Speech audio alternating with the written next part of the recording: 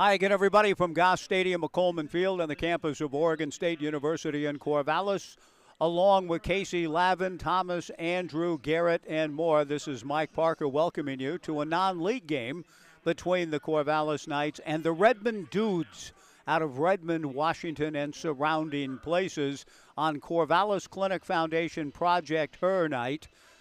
Help Enlightenment Resources, HER, a program of the Corvallis Clinic Foundation. Bingo and fundraising going on all evening. We hope that you're on your way to the ballpark and plan on being part of this beautiful Monday evening. League play will resume tomorrow with the Kelowna Falcons in town. We have a long conversation coming up with night switch hitting catcher Anson Aros out of Auburn, California, and the University of Oregon. So without further ado, let's take a 60-second break, and then we'll try to get that conversation with the talented Anson Aros back in 1 minute on the Knights live stream and 1240 Joe Radio.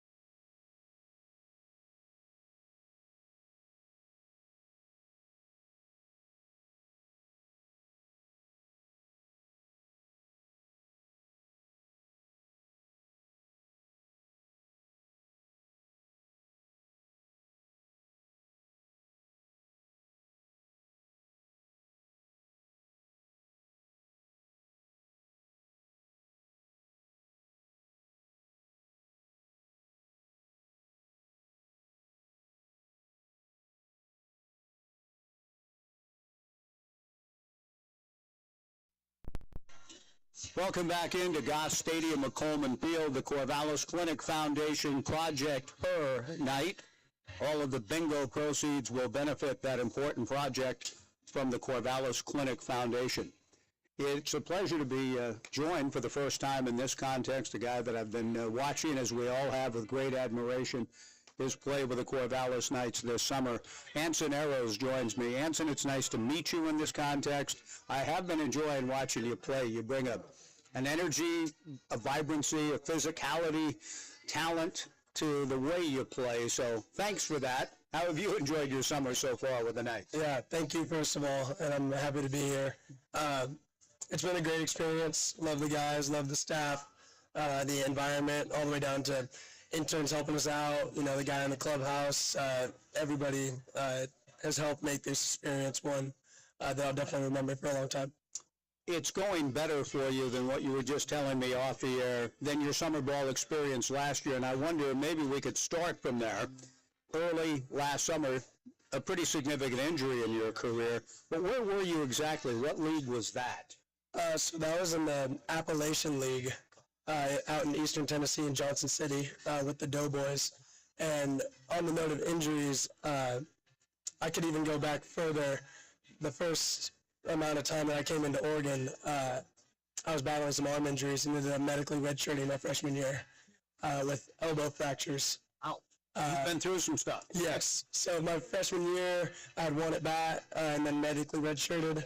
And then my first game back in summer ball, I was eager and excited to play, and then tore my meniscus. So it was a quick campaign and back on the IL in a sense. Anson Aros joining me. Anson, how did you kind of deal with all of that? The elbow injury, that's going to be a little bit unnerving as a catcher. Then to go through all the rehab or whatever, did you have surgery on that? I mean, or did you just let that heal? The elbow was just healing. It was 12 weeks of no throwing, and then tedious process of getting back into throwing with the throwing program.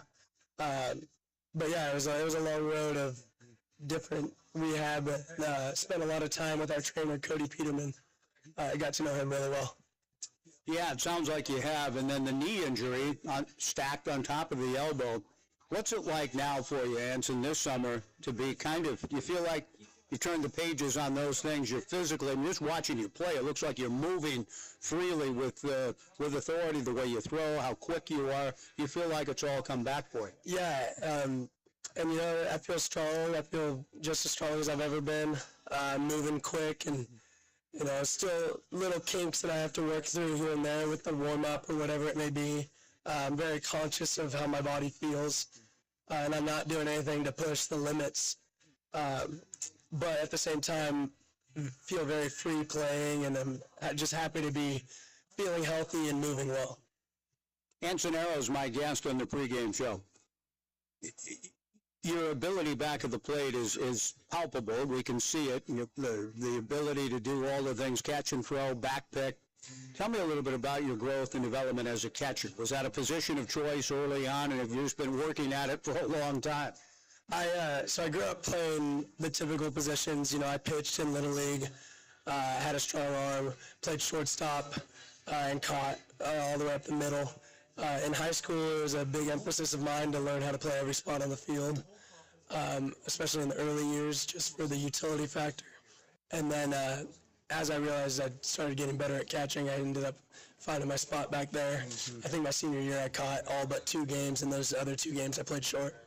But eventually just found my spot back there. I learned to love it and learned that there's plenty to work on all the time. I ended up taking a lot of my time away from the other spots. So found my home, and I'm happy behind the plate.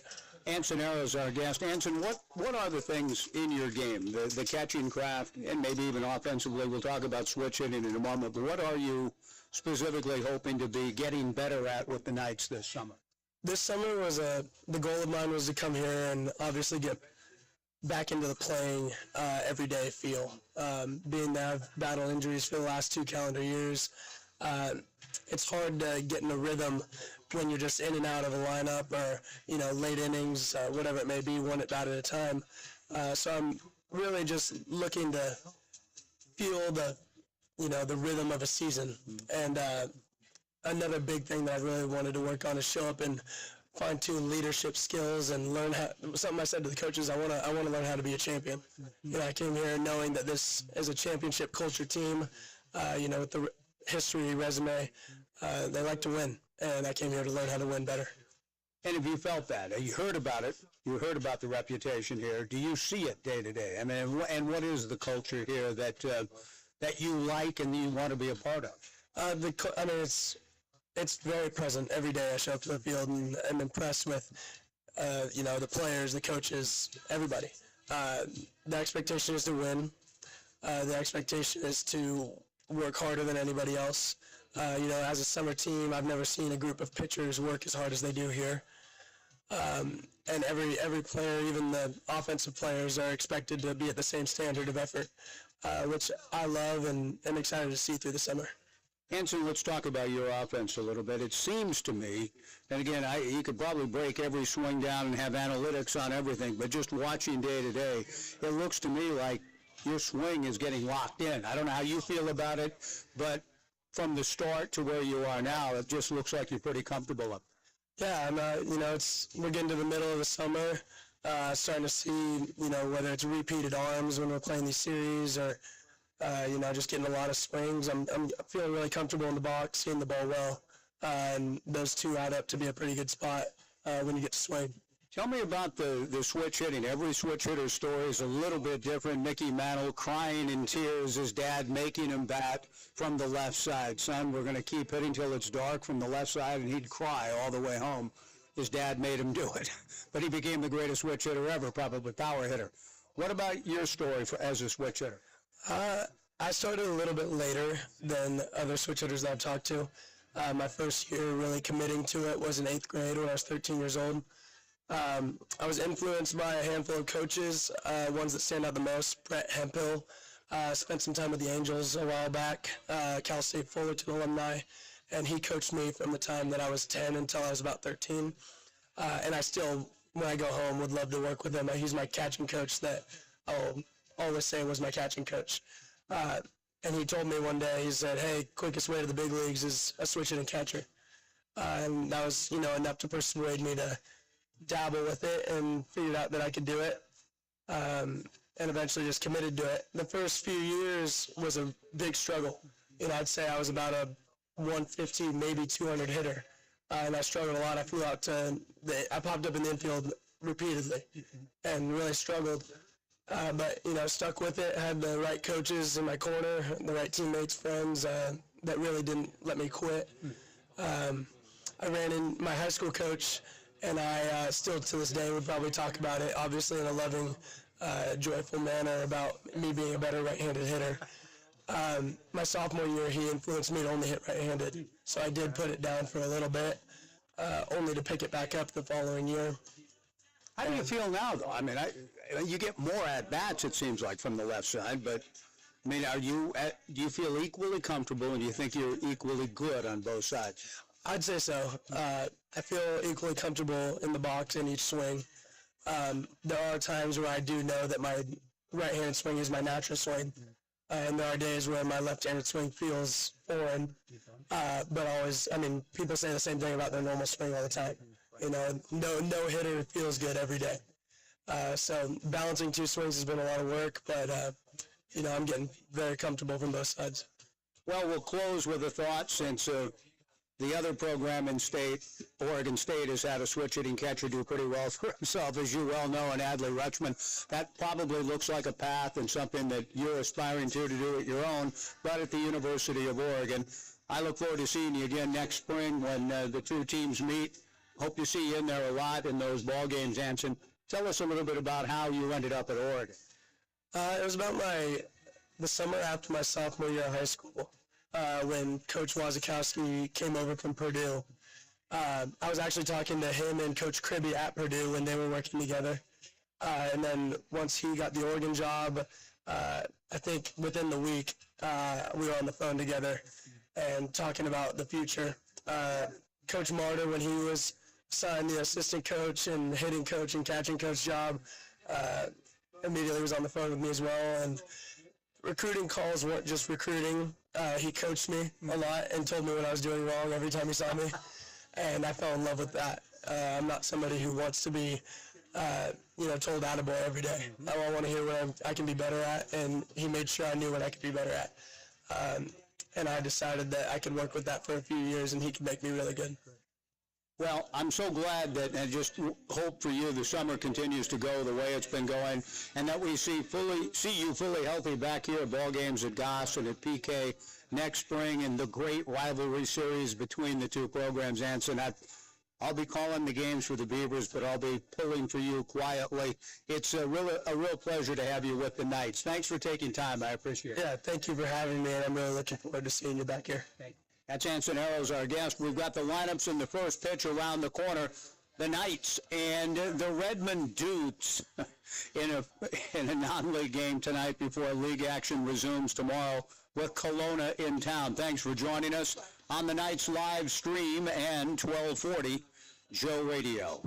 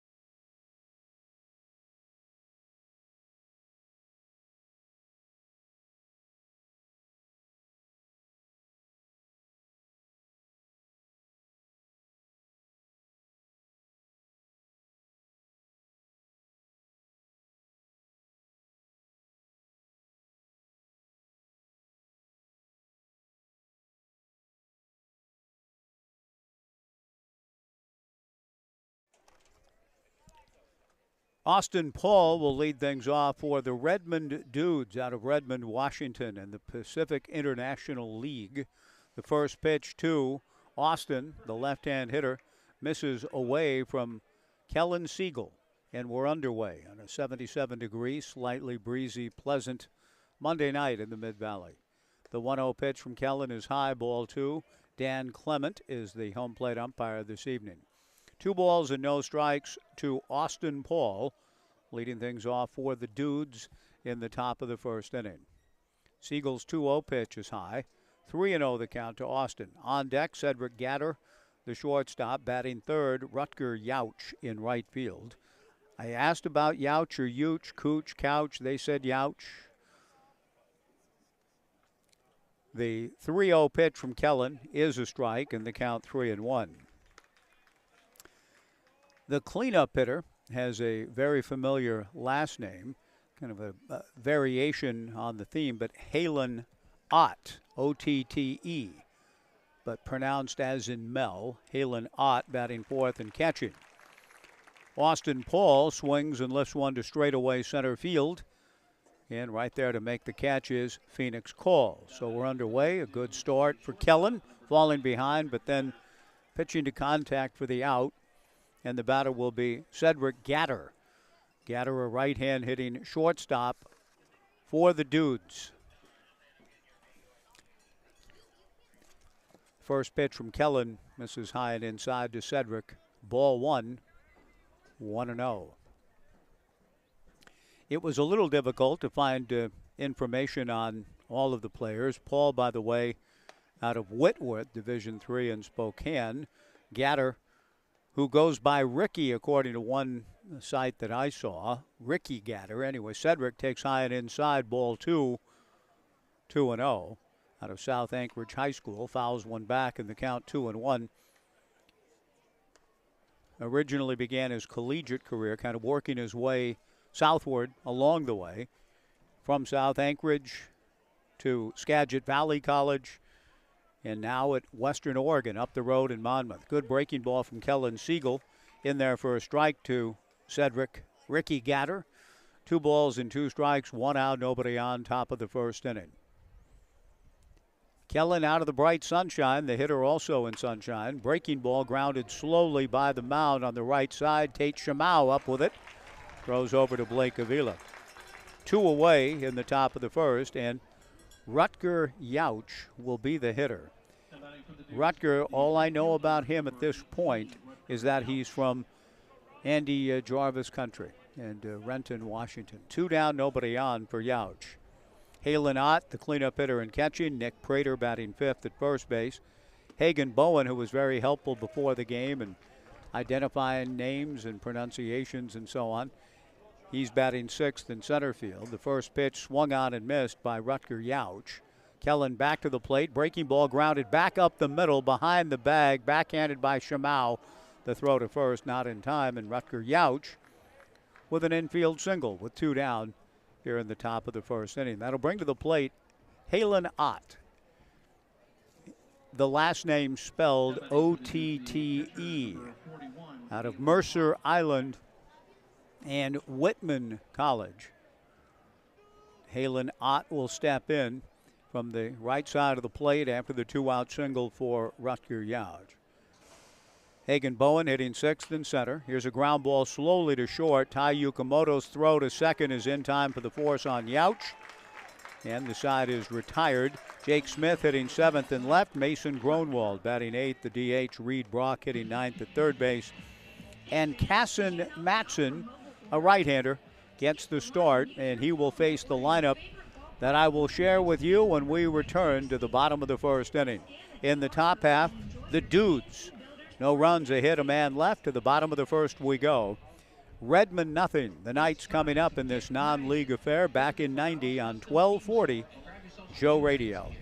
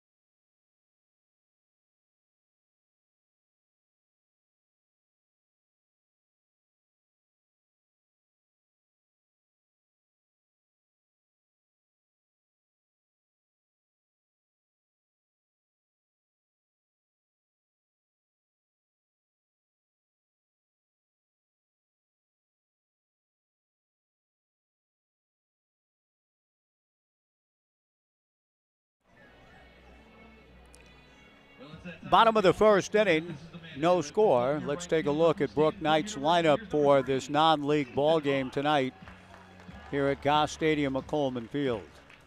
Leading off in right field, Ethan Hott. Blake Avila batting second at first base. Tate Shamau hitting third at second base. The cleanup hitter in left field, Levi Jones. Batting fifth at third base, Mason Lee. Merritt Jones, the two-way guy out of Utah, hitting sixth, the DH. The first pitch to Ethan Hott, a bouncer to third. Reed Brock up with it and throws across to get Hott on the first pitch of the bottom of the first inning. One away. Blake Avila to the plate. Batting seventh for the Knights, Phoenix Cole, and playing center field. Hitting eighth and catching, Tyler Howard. Batting ninth at shortstop, Tai Yukamoto. And Kellen Siegel's already put up a 0 in the top of the first inning. Matson to the plate, or Kassin Matson, pardon me. And the first pitch missing high, ball one, 1-0. Matson back to the plate, the 1-0 pitch, a high pop fly on the right side in fair territory. Austin Paul, the second baseman, calls off Nick Prater, backs up a few steps, and makes the catch for out number 2. And Tate Shamau will be the batter. Defensively for the Redmond Dudes, a battery of Kassin Matson and Halen Ott. Around the infield, Nick Prater at first, Austin Paul at second, Cedric Ricky Gatter at short, Reed Brock at third. In the outfield, Jake Smith in left, Hagan Bowen in center, Rutger Yauch in right. Matson to the plate and misses outside to Shamau. Ball one. 2 down, nobody on. Bottom of the first, no score. Clear, sunny, early evening in Corvallis. The 1-0 fastball, a strike, is adjudged by plate umpire Dan Clement. 1-1 the count, 2 down, nobody on. Brook Knight coaching at third for the Knights. Ed Nags over at first. The 1-1 pitch is fisted right at the second baseman, Austin Paul. Austin makes the catch, and it's a solid 1-2-3 inning for Kassin Matson. 1 inning in the books. We go to the second. It's the Dudes nothing and the Knights nothing on the Knights live stream and 1240 Joe Radio.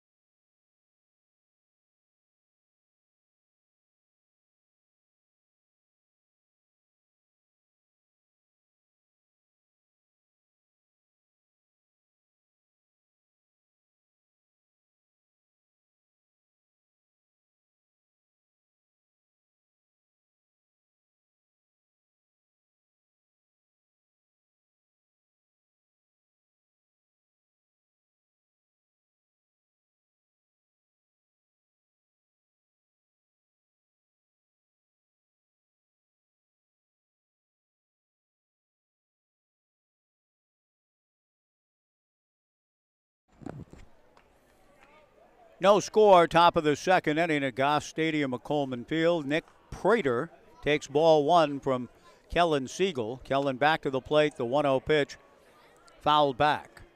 1 ball and 1 strike to big Nicholas Prater, 6'4", 225, out of Vancouver, USA.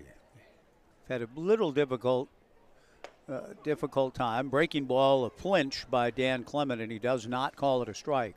2-1 the count. Trying to discern whether I have the right Nicholas Prater There's a couple of them in just looking up their names online. Fastball high and inside, and Kellen behind the count 3-1.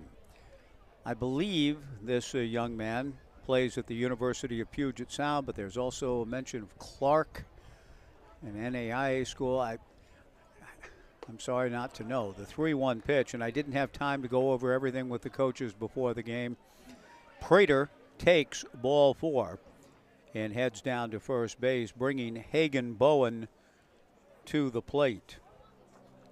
Hagen, as I mentioned, was very helpful before the ball game and kind of rounding up some of the guys, finding out where they went to school, how to pronounce certain names. Hagen Bowen stands in. Hagen swings and fouls it at the plate. He's from Tooele, Utah, and attends Columbia Basin College in Pasco. Thanks to Hagen for his helpfulness before the ball game tonight on another beautiful evening. Cooler, much cooler, 20 degrees cooler from a couple of days ago. Strike one breaking ball from Kellen just misses, and the count 1-1. No score in the top of the second inning on this Corvallis Clinic Foundation Project Her night. The 1-1 pitch with the breezes picking up a bit is a fastball in there for a strike, and the count 1-2. It's not only a Corvallis Clinic Foundation Project Her night, it's a pretty special night for a team coming together in their uniforms, their caps, from the Central Panthers Junior Federal JBO 12U team. Siegel, having control difficulties, hits Bowen. And so Prater to second, Hagen Bowen aboard, getting hit by a pitch, and Jake Smith, the batter. The youngsters are all over here to my left, and I'm hopeful to be able to enumerate them as we go. Hudson Stang is here tonight. Landon Viner, Liam Moore, Owen Hayes, Ozzie Overland, Sawyer George Herbert, or just Sawyer Herbert, Jackson Reynolds, Beckett Stang, Blake Crockett, Braden Collip, Colton Sapp, Cooper Daniels, Henry Reynolds are all here tonight representing the outstanding Central Panthers Junior Federal JBO 12U team. It's great to have them with us. Thanks, guys, for being here. Good job this summer. The coaches, Justin Reynolds, Ben Stang, Cody Crockett, Matt Overland, and I think there was an addendum, Dylan George Herbert, as well. As Kellen Siegel tries to work his way back into the zone after walking the first batter, hitting the second, delivers a strike to Jake Smith, now comes back and misses high. 1-1, 2 on, nobody out. Fastball swung on and missed, and the count to Jake Smith, 1 ball and 2 strikes here in the top of the second inning, no score. Skylar Malinsky is coaching at third base, calling the offense. Or Josh Youngchild, pardon me. The pitch is swung on and missed, strike 3. I don't believe Malinsky is here tonight. That was the information I was trying to ascertain. Josh Youngchild is the third base coach out of Gig Harbor Peninsula High School. Played his college baseball in South Dakota. And he is kind of running the show tonight. He's coaching down at third. 1 away, Mason Gronwald, the designated hitter, the batter. 2 on, 1 out, no score. Kellen to the plate, a chopper towards third. Mason Lee goes to Shamau for 1, on to first, around the horn. Double play erases the slight transgressions of the walk and hit batter to open the inning. A strikeout and a double play, and that's that for the Dudes in the second. They leave 1 at the end of 1.5. The Dudes nothing, the Knights nothing on the Knights live stream and 1240 Joe Radio.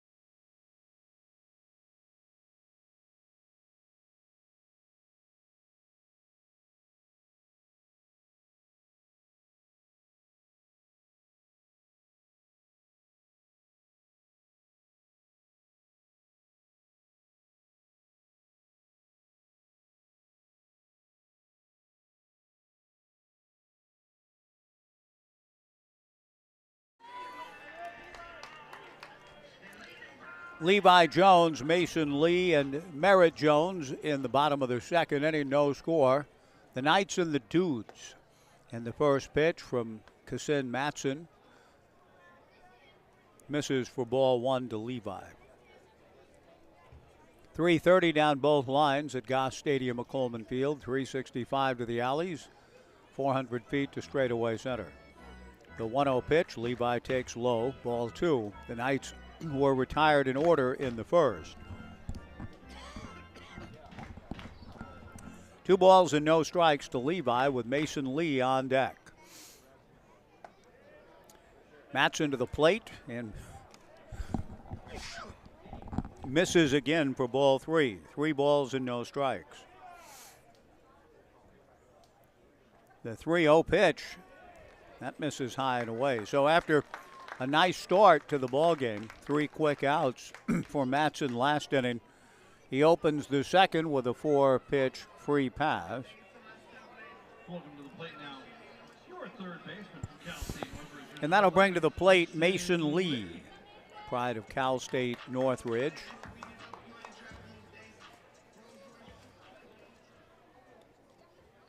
Had the real pleasure after the ball game yesterday of getting to meet Mason's folks. Catherine and Twan, who live in Culver City. Mason takes high and inside, ball one. Catherine was telling me, and I think Twan seconded it, that they get through that oftentimes ridiculous LA traffic by tuning in to the Knights live stream. So thank you, Catherine and Twan, and I do hope that helps make the time go a little bit easier in those incredible traffic jams in the Southland. Mason takes a strike and the count 1-1. A throw to first base. Levi Jones back. One of the things that I've read over the years about the greatest to ever sit behind a microphone in any sport at any time, the late, great Vin Scully, whom we lost a year ago. There goes Jones. The 1-1 pitch is belted to left field. Back goes Smith. The ball goes off the middle of the fence and comes back towards the field of play. That means Levi, who was on the run, will be able to round third and score without a play. Lee into second with an RBI double. The Knights lead it 1-0.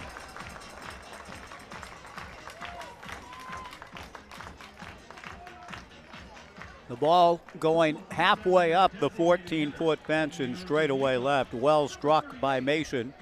That, I hope, is helping make the traffic go down a little bit easier for Twan and Catherine, who I believe did make the trip back earlier today into the Southland. Merritt Jones, the batter, the designated hitter. Kassin Matson to the plate. Merritt, a two-way player, and Gary Henderson, the head coach at Utah, has shared with Brooke Knight and the Knights coaches, hey, I'd like to use Merritt a little bit as a two-way guy with the Utes next year, so if you can mix in an A, B, or two, Gary said he'd appreciate it. So Jones is getting a chance to hit here. He is a very good pitcher on this club. He takes ball one, 1-1, 1-0 Knights, bottom of the second inning.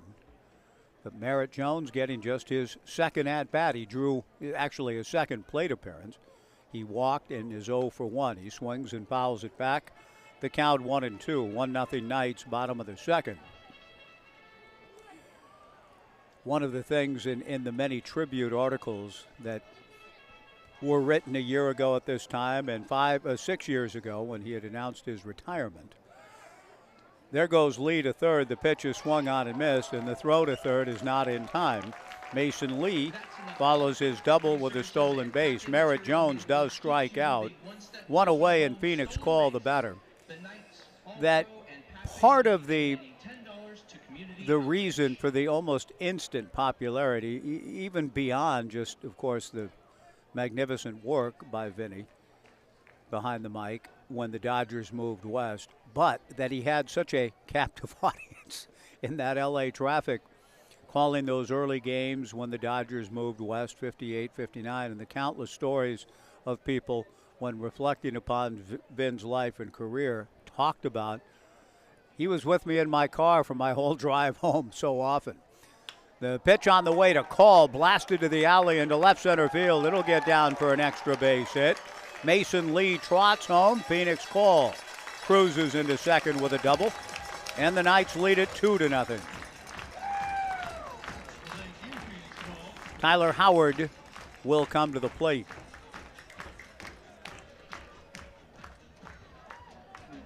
And there's no question that if you got a ball game and a team you care about, and a son playing or again, just the team that you care about, those long drives can be rendered much more pleasant. I grew up in Hacienda Heights, California, in the San Gabriel Valley, and know well of LA traffic. Never drove in it. We moved to Oregon when I was 14, but I certainly, as a young kid, 7, 8, 9, 10, 11, 12 years old, remembering listening to Vinny and Jerry Doggett while we were in some of those big traffic jams, just getting from point A to point B as the crow flies, sometimes 5 or 6 miles, taking about an hour and a half.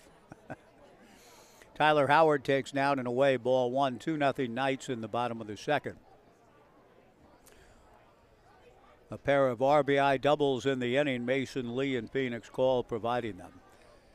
In fact, just to give you a throwback feel of what life was once like, it may not have even been especially wise for my father to allow me to do this as a 9-year-old going to the All-Star game at the Big A in 1967, but he did.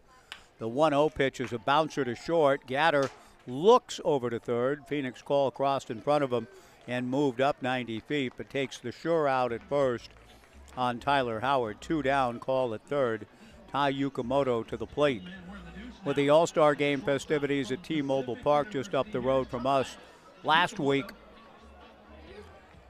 I was reflecting upon my own one and only All-Star experience, 1967 in Anaheim, the Big A, the longest All-Star game ever, 15 innings. I was there. Fly ball into left field for a base hit. Jake Smith kind of fighting the sun, played it on a hop, and deciding to go for 2 for some reason is Tai Yukamoto, and he's thrown out by Jake Smith, 7-4. But he does get an RBI single to bring home Phoenix Call. The Knights lead it 3-0. The out at second goes 7-4. But with the traffic piling up and the first pitch not far away, trying to drive from Hacienda Heights down near Disneyland to the Angel Stadium and the Big A in Anaheim, and at around 5 in the afternoon, can you blame me in the All-Star game and all the regular traffic? Dad, we're going to miss the game. We're going to miss the game. At about 1.5 miles, 2 miles out, I said, Dad, give me my ticket. Let me out. I'm running in from here, and I'll meet you at the seats. And he said, okay. And so my 9-year-old self running 2 miles essentially by myself, weaving my way through traffic and into the seats so I didn't miss any of the action. And Dad met me later. That's a staggering thing to contemplate when you think about kids. We never let our kids walk 10 feet without us knowing where they were. Anyway, at the end of 2 as the Knights score 3-0 Knights back in 90 on 1240 Joe Radio.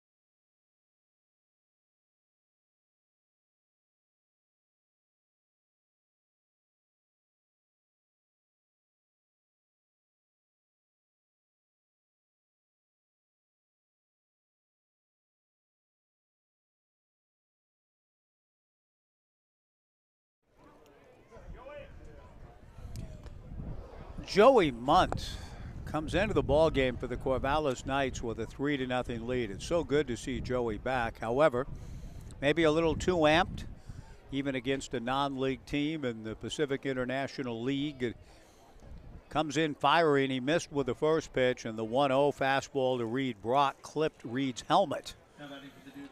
And so Reed down to first base, hit by a pretty good heater from Joey, making his third appearance, his second in a non-league game. Austin Paul, the batter. Joey taking over for Kellen Siegel. Joey's first pitch misses high and away, ball one. Joey Munt, 6'5", 220, Houston, California.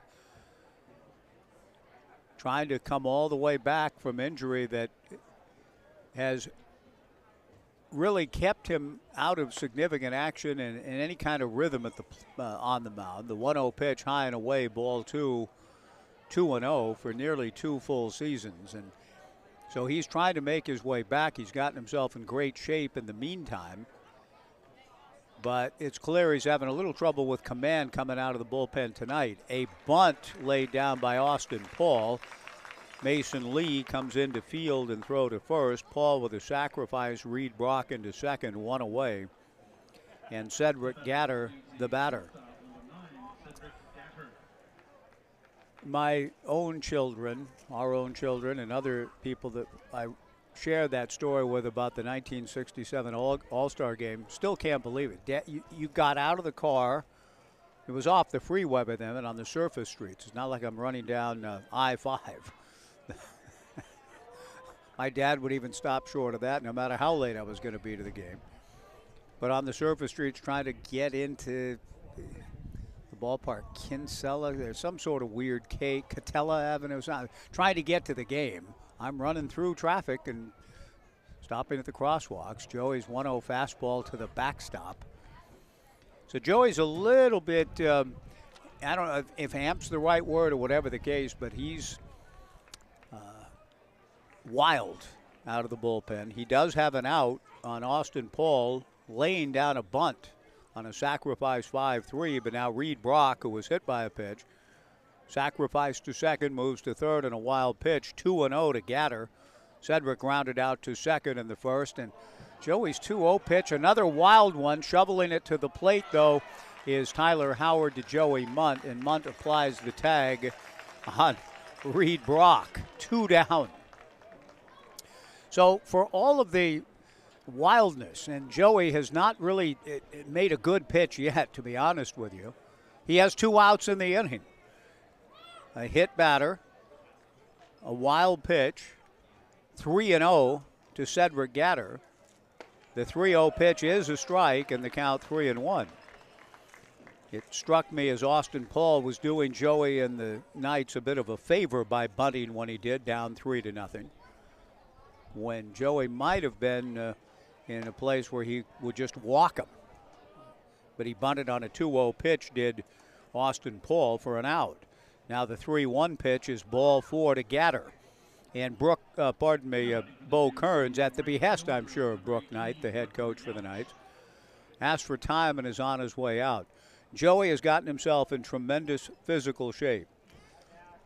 Been working out. He has lost, I'm not sure how many, but I know that I've talked to Joey a little bit about it. While he's not been able to throw for a couple of years consistently without setbacks, he has changed his diet, he's worked out, changed his approach, and he's excited to come back. And we're excited to see him back with the Beavers again next spring. So in this regard, what he does this summer, and even tonight in a non-league game in a somewhat descript setting by comparisons to the games he's worked in for the Beavers 2 years ago in the Pac-12 and the Pac-12 and all of the challenges it offers, the regional that the Beavers competed in down in Fort Worth. And Joey is looking forward to getting back with the Beavs, and tonight's an important step in that direction. His first pitch here to Rutger Yauch is very high, pulling Tyler Howard out of the catcher's crouch. 1 ball and no strikes. So Joey just trying to get a feel back more than anything else, it seems, right now, hence the importance of the outing. He delivers a high strike to Rutger, and the count 1-1. 3-0 Knights, top of the third inning. Cedric Gatter held on by Blake Avila. He goes. The pitch goes to the backstop, the third one that Joey's thrown this inning. And that might be a first for yours truly in calling these Knights games through the summers. 3 pitches to the backstop in 1 inning. But Joey still has a chance to put up a 0. He comes to the plate. His 2-1 pitch is high and inside for ball 3. The young JBO guys to my left are saying after each of these pitches, ooh, gosh, ooh. And they are recognizing a young man in Joey trying to find his way here. The 3-1 pitch hits Rutger Yauch. And that'll bring Halen Ott to the plate, and Brooke Knight looks down to the bullpen where there's some activity going. And I think Brooke is saying one more hitter. The signal went out, one more, essentially meaning anything else goes wrong, that'll be the end of the night for Joey. So Joey is just trying to keep himself in the game right now. Redmond still trails at 3-0. They have 2 on and 2 out. Joey's first pitch in there for a strike to Halen. 0-1 the count. Halen Ott, a very interesting young man based on what little I was able to glean on his career. Whitman College, Mercer Island High School. Good breaking ball from Mudd in there for strike 2. Works as a youth development specialist for the Boys and Girls Clubs of America in his hometown. His brother Evan, a golfing prodigy, picked it up during the pandemic and has become a great golfer. The strike 2 pitch missing, the runner going from second to third. Cedric Gatter gets the stolen base. During the pandemic 3 years ago with no baseball, brother Evan Ott picked up a golf club for the first time and taking advantage of the Washington Golf Youth on Course program, allowing kids to play for as little as $5. And his dad building a backyard putting green. Evan has become a tremendous golfer in a very short time, a true natural. Joey Munt delivers, strike 3 called to Kalen Ott, and Joey threw it all, and there was a lot of all in there. Puts up a 0 here in the third. No runs, no hits, and 2 left at the end of 2.5. The Knights 3, and the Redmond Dudes nothing on the Knights live stream in 1240 Joe Radio.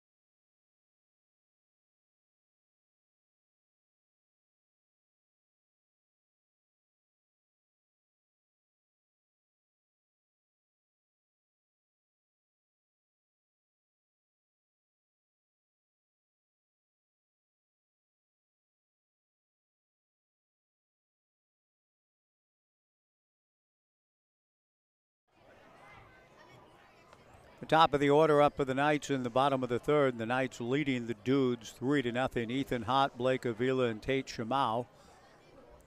Kassin Matson missing with the first 2 pitches to Ethan. The 2-0 offering swung on and fouled at the plate. 2-1 to Hott, who grounded to third in the first.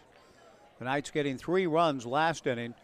Joey Munt putting up a 0 in an inning where he walked 1 and hit 2. Good for him. The 2-1 pitch on the way, breaking ball to the backstop from Matson. And the count to Ethan, 3 balls and a strike. League action resumes tomorrow night. The Knights have won 6 straight. Strong start to the second half, in spite of losing the opening series to Cowlitz. The 3-1 pitch is inside to Ethan Hott for ball 4. Ethan draws the leadoff walk, and the batter will be Blake Avila, who popped to second base in the first inning.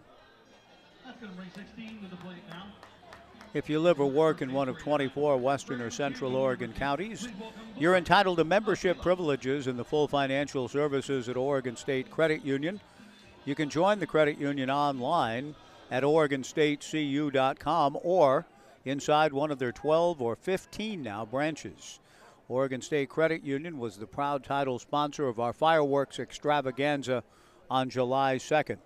Oregon State Credit Union, investing in all of our communities, and they're dedicated to creating financial solutions toward making local lives better. Matson's first pitch goes off the mitt of Halen Ott, and Ethan Hott down to second base. My sense is that'll probably be scored a passed ball on Halen. The pitch was a little out of the zone, but Ott not able to bring it in cleanly. Avila with a chance now to, if not drive in Hott, at least get him moved with Tate Shamau on deck. The 1-0 pitch just outside, ball 2, 2-0 from Kassin Matson.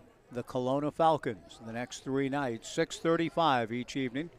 Look forward to seeing you back here. It's cooled off nicely to the point that Bill and Gail Case made the trip in today, their first ball game this summer. The 2-0 pitch, a strike. Bill, in his own terse eloquence, saying wanted to come to a game where it, quote, wasn't so dang hot. And he picked the right night. It's a perfect, pleasant, breezy mid-70s evening in the Valley. Out of the stretch works Kassin Matson. There goes Hott to third. The 2-1 pitch is swung on and missed, and Ethan gets in safely with a stolen base. With that stolen base, another contribution by All Pro Property Services and Papay Material Handling to Community Outreach, Inc., helping members of our community move one step closer to home. Community Outreach, Inc., and our thanks to Papay Material Handling and All Pro Property Services. The 2-2 pitch to Avila. Strike 3 called. And Avila kind of in a slump. Yeah, not kind of, he is by his high standards. He strikes out looking here, and that'll bring Tate Shamau to the plate. Avila slipping under the 300 mark at 299. The numbers do not count in the league stats, these non-league affairs. Tate Shamau, the batter. Tate swings and misses, the count 0-1. Tate popped to second base in the first. 3-0 Knights in the bottom of the third. Kassin Matson working from the stretch with Ethan Hott at third and 1 out.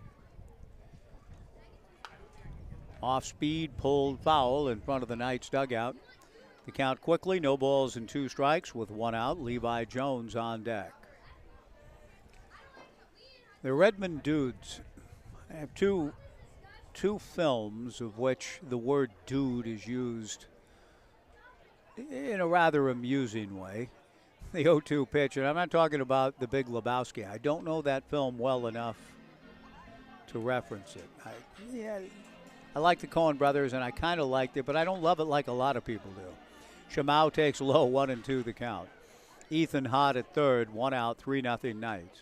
Breaking ball goes off the mid of Halen Ott. Ethan Hott will stay put at third, and the count is even, 2 balls and 2 strikes to Shamau.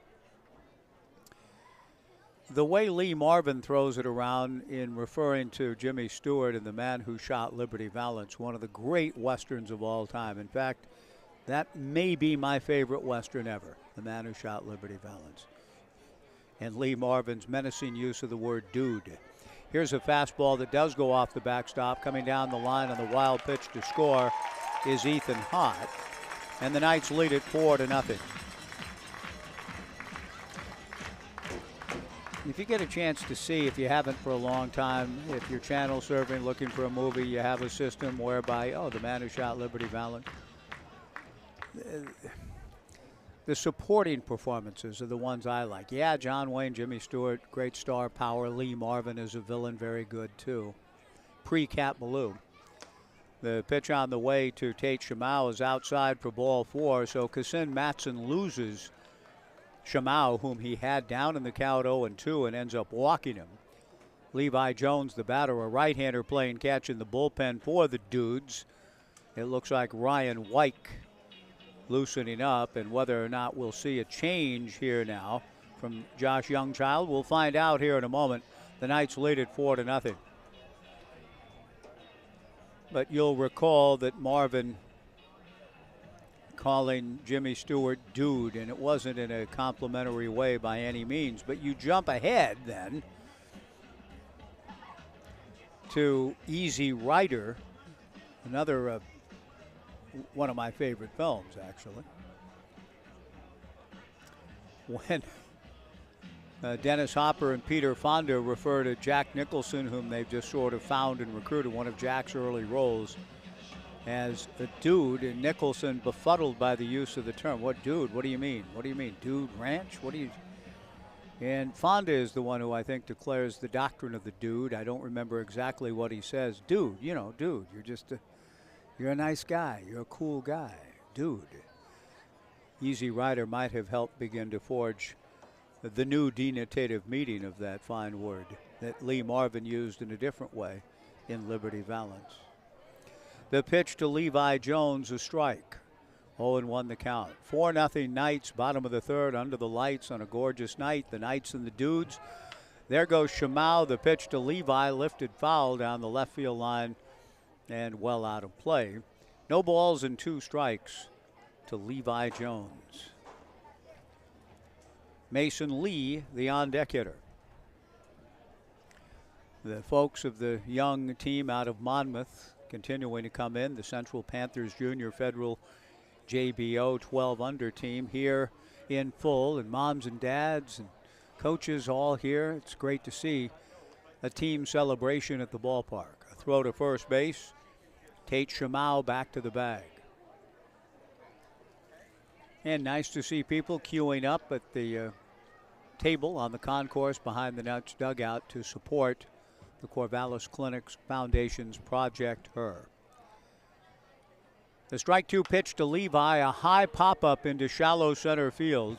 A long run for Hagan Bowen. Bowen at the last moment calls off the shortstop Cedric Gatter and makes the catch for out number 2. Mason Lee, who doubled home a run last inning, will come to the plate. He's going to bring 1-1 up now. Playing third base for you from Cal State Northridge. Here's Mason Lee.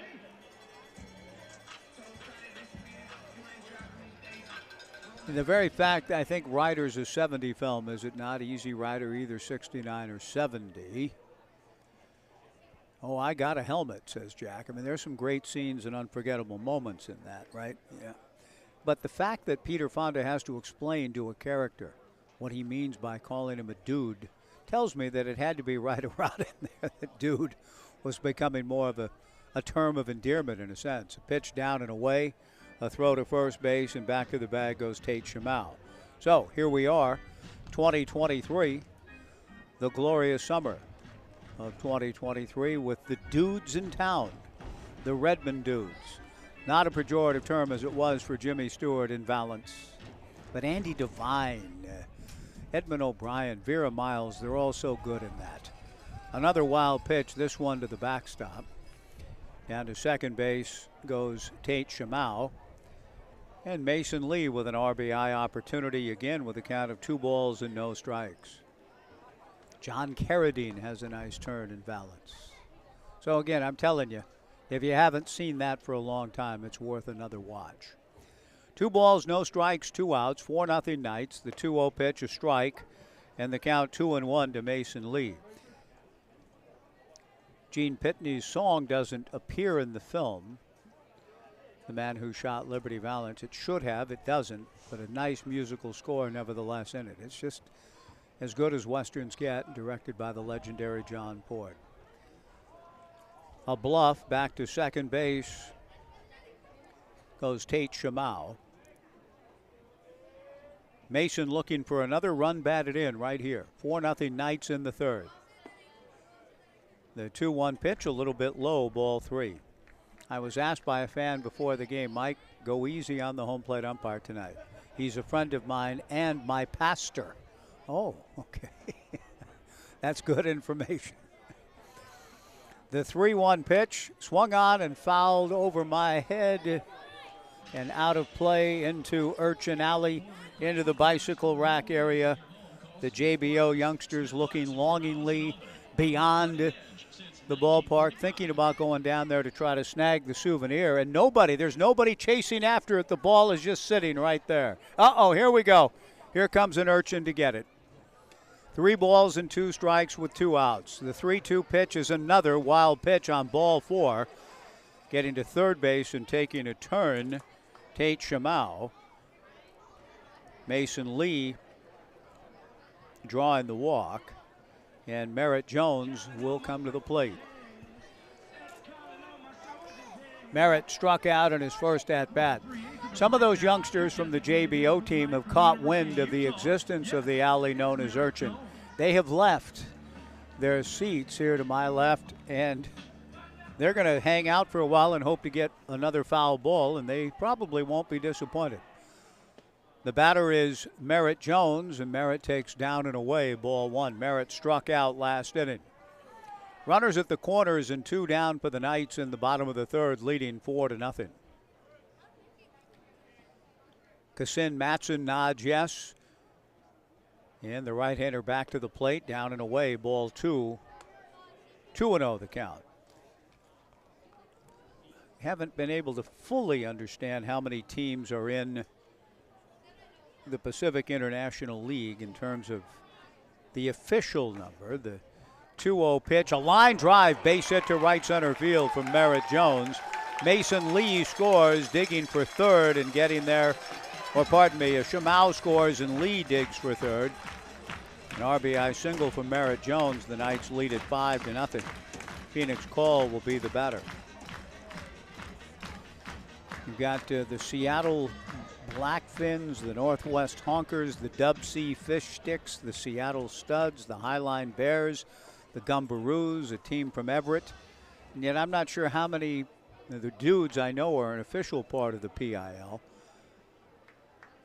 And they've come into Goss Stadium at Coleman Field tonight and seen the Knights begin to take control here in the early innings. 3 runs last inning, 2 here in the third, and we'll see a new pitcher coming into the ball game for the Redmond Dudes. Ryan White out of Sumner, Washington, will be the new pitcher. We'll take a 2-minute pitching change break, get caught up on some business. It's the Knights 5 and Redmond nothing. Back in 2 on 1240 Joe Radio.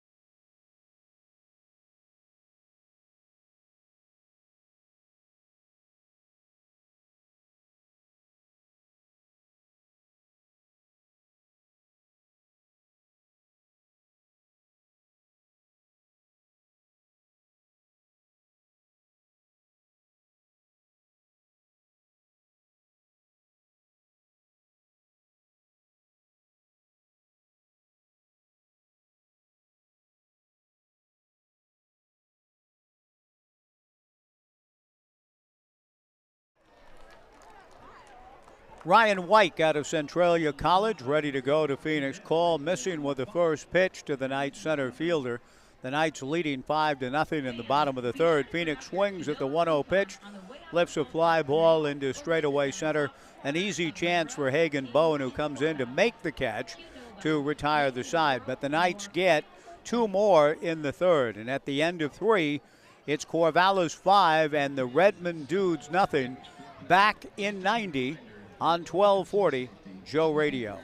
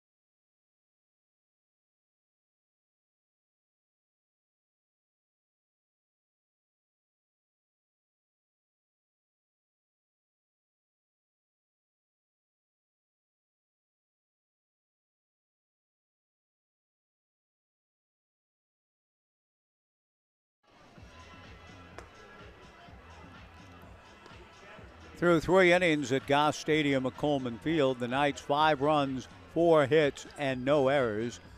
The Redmond Dudes, no runs, 1 hit, and no errors. Ethan Collins takes over pitching chores for the Knights here in the fourth. Kellen Siegel worked the first 2. Joey Munt managed to put up a 0 last inning in spite of being rather wild.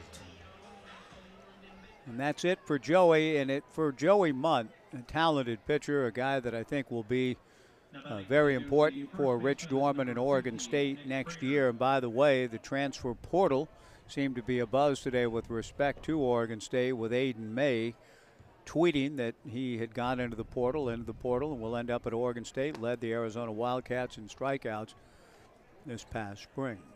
But Joey Munt will have a role to play, I would think, and tonight, even though he wasn't sharp, it was still important for him to get out there. Nick Prater takes the first pitch from Ethan Collins for ball 1. Ethan back to the plate and delivers a strike. 1-1 the count. Right-hander Ethan Collins, 6'3", 220, Rossmore, California, Pomona pitcher. Delivers, swung on and fouled into the netting.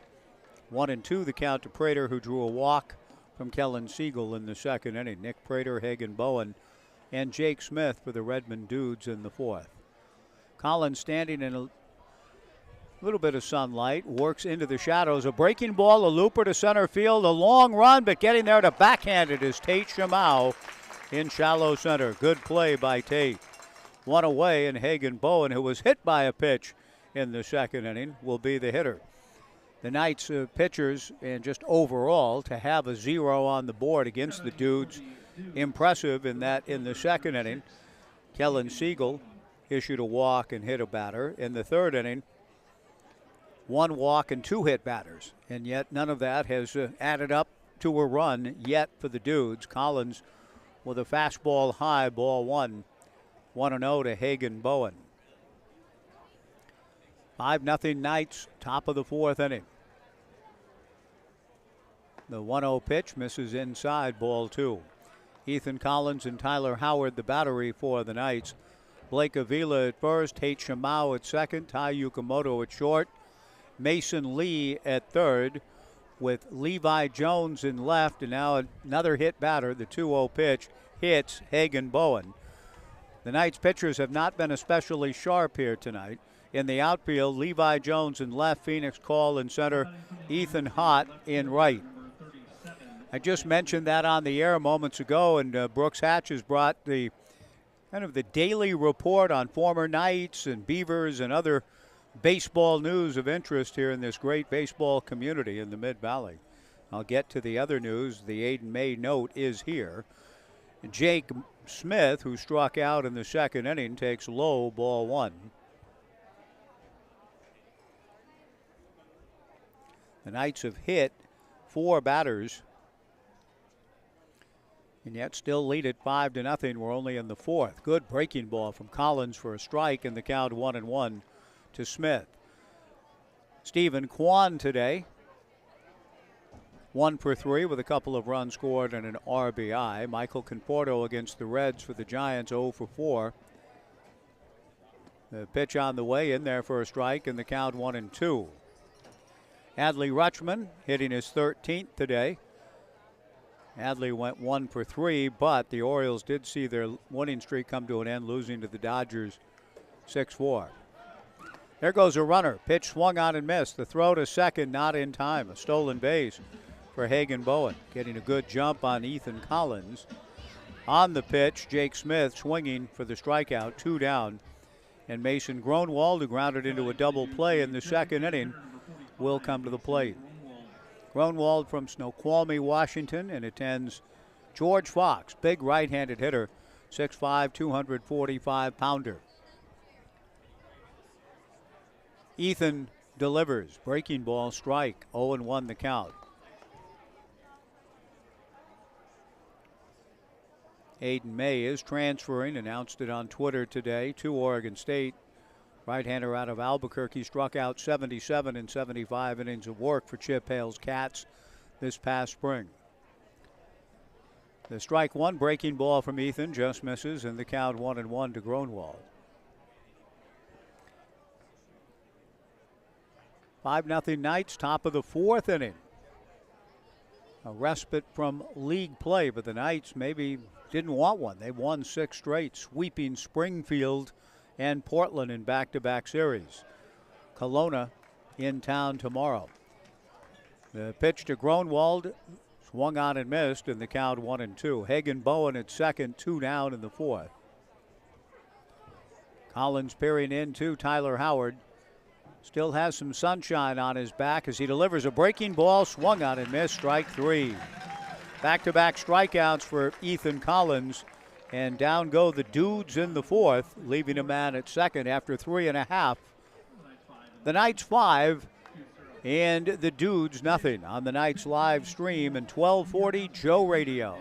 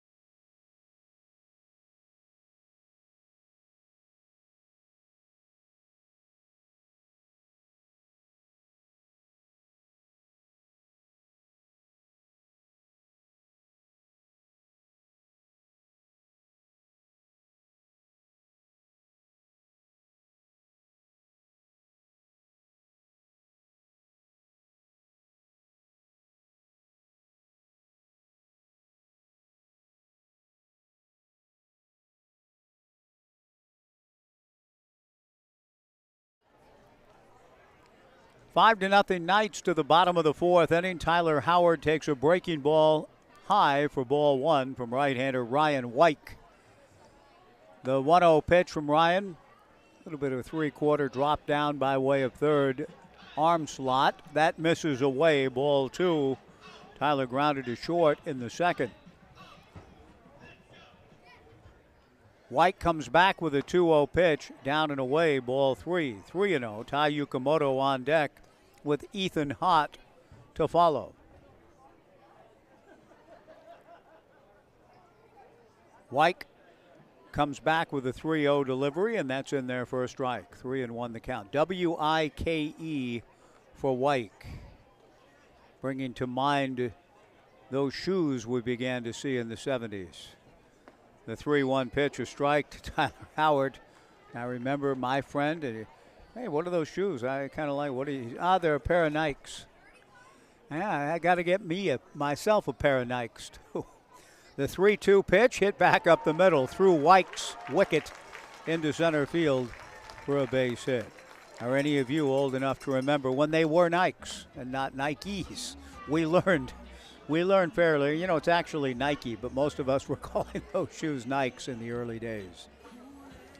Tai Yukamoto, who had an RBI single in the second, will come to the plate. Brooke Knight coaching at third, Ed Nags at first. Tyler Howard will be held on by Nick Prater.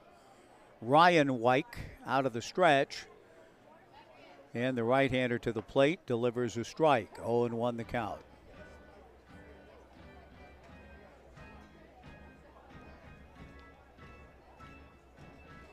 Wyke picking up for Kassin Matson last inning. 5'8", 170-pounder grazes the back of Tai Yukamoto's jersey with the next pitch. Tai hit by the pitch. Tyler Howard down to second. Tai Yukamoto to first. Ethan Hott, the hitter, with the Knights leading 5-0.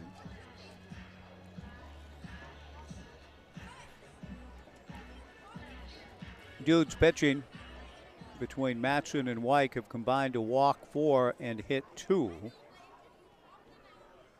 Knights pitching, they've walked 2 and hit 4. Ethan Hott bunts and bunts foul. No balls and a strike.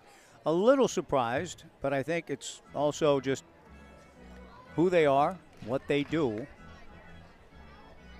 In situations such as this, the bunt so often in order. Brooke Knight put it on for Ethan. Ethan bunted foul. No balls and a strike with the Knights leading 5-0. We'll see if it's still on for Ethan. Ryan Wyke glances back at Tyler Howard. Comes to the plate. Ethan not bunting, slashes it hard to Prater. Prater plays it off his chest and has no other play but to go to the bag at first. Good job by Prater. He was creeping in on the green, anticipating bunt, and thus was in pretty good position to take that one hopper off his chest and assure himself of an out. So while Hott is not credited with a sacrifice, his hard shot moves the runners up 90 feet and brings Blake Avila to the plate. Tyler Howard into third, Tai Yukamoto to second, Avila the hitter. 5-0 Knights, bottom of the fourth inning. Wyke works from the stretch. The right-hander delivers. Breaking ball down and in. Ball 1, 1-0. It is July 17th, 2023. July 17th in baseball history is a memorable and important date in the Major League game. The 1-0 pitch on the way to Avila. Ground ball to the right of the second baseman, Austin Paul. Nice pick by Paul on the backhand. He throws Avila out, but on the play, Tyler Howard comes down the line to score. An RBI for Avila. The Knights lead at 6-0. Tai Yukamoto going to third. Tate Shamau, the hitter. It was on this date, July 17th of 1941, that Smith and Bagme and Kenny Keltner conspired to end Joe DiMaggio's streak at 56 games. The first pitch to Tate Shamau misses high for ball 1. The Knights leading 6-0 in the bottom of the fourth. Wyke delivers a strike. None other than the great paleontologist Stephen Jay Gould, writing in his excellent book, Triumph and Tragedy in Mudville. Gould avers that it's the greatest accomplishment in American sport history. The 1-1 pitch in there for a strike, saying, "We find virtual consensus that DiMaggio's 56-game hitting streak is the greatest accomplishment in the history of baseball if not all modern sport. The 1-2 pitch punched foul. If you look for, care to read a delightful book of essays by a brilliant man in Stephen Jay Gould, he loved baseball. And that essay on the streak of streaks and so many other great essays contained in that book. Breaking ball just missed in the count 2-2. Stephen Jay Gould, Triumph and Tragedy in Mudville, a lifelong passion for baseball that Stephen Jay Gould, the late great, gives vent to in that outstanding collection of essays. 2 balls, 2 strikes, 2 outs, a run in. The 2-2 pitch just misses inside to Tate for ball 3. Tate scoring a run last inning, popped out on his first at-bat. Ty Yukamoto at third with 2 down. 6-0 Knights, bottom of the 4th inning. Ryan Wyke to the plate, breaking ball foul back. The count remains 3-2.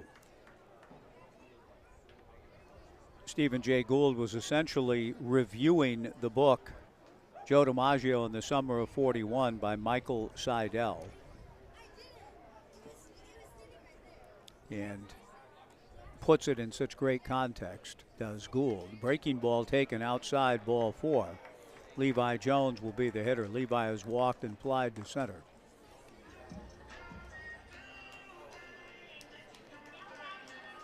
And it's the sustained excellence over such a long period of time that renders that accomplishment in the minds of many who study such things the greatest achievement in sports history. To defy the averages and the percentages as long as he did to get a hit in 56 straight, we probably won't ever see it again. The closest we've ever seen, Pete Rose in 78 got to 44 and it became a national event. Did Pete get his hit today? There goes Tate Shamau, the pitch to Levi Jones, foul back in the count 0-1. But at 44, as riveting and compelling as that theater was, and I remember following it closely, still 12 short. The pitch to Jones, a 2-hopper to the second baseman, Austin Paul, who fields off the turf and throws Levi out to retire the side. The beauty of it all is Joe had the streak stopped by Keltner, Smith, and Bagby. Kenny Keltner some backhand stops.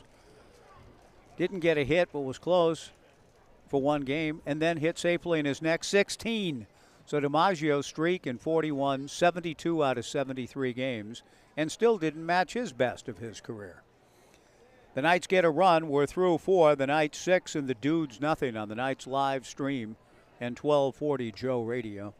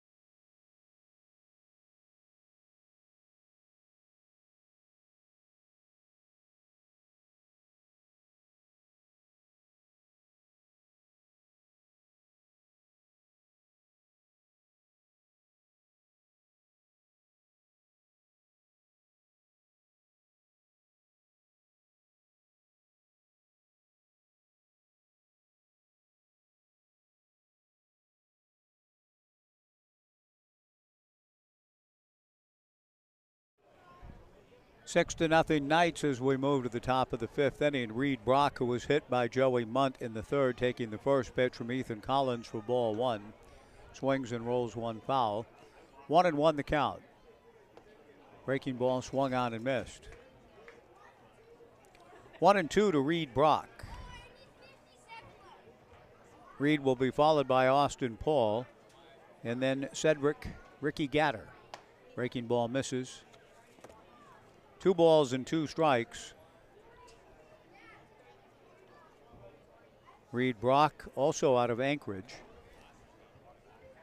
couple of players on this Dudes roster coming from the Great North. Ground ball to third, right at Mason Lee. Lee tosses across, pulls Avila off the bag. Blake comes into foul territory, makes the catch, and tags Brock going by. One away in the top of the fifth inning. Austin Paul, the batter. Reed Brock known, and I'm not quite sure what it means. I'd have to do a little further research on it, but I'm told in one of the websites I discovered about Brock that his nickname is the Alaskan Bullworm. Now, again, that's a new term. It must be a term of affection, endearment in the Great North. The pitch to Paul hit foul to the left and out of play. The Alaskan Bullworm has just grounded out. The 1-0 pitch to Austin, off speed and away from Ethan. 2 balls and no strikes. Paul has flied to center and sacrificed against Gatter.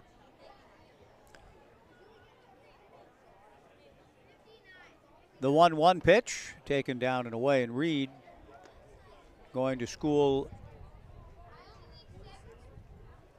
at McMurray University in Abilene, Texas. Little George Hamilton, the fourth, if you please. A pop foul down the third base line, giving chase 3 Knights, Lee, Yukamoto, and Jones. The ball lands untouched down the left field line in foul grounds near the Jacoby Ellsbury clubhouse entrance. 2 balls and 2 strikes with 1 out.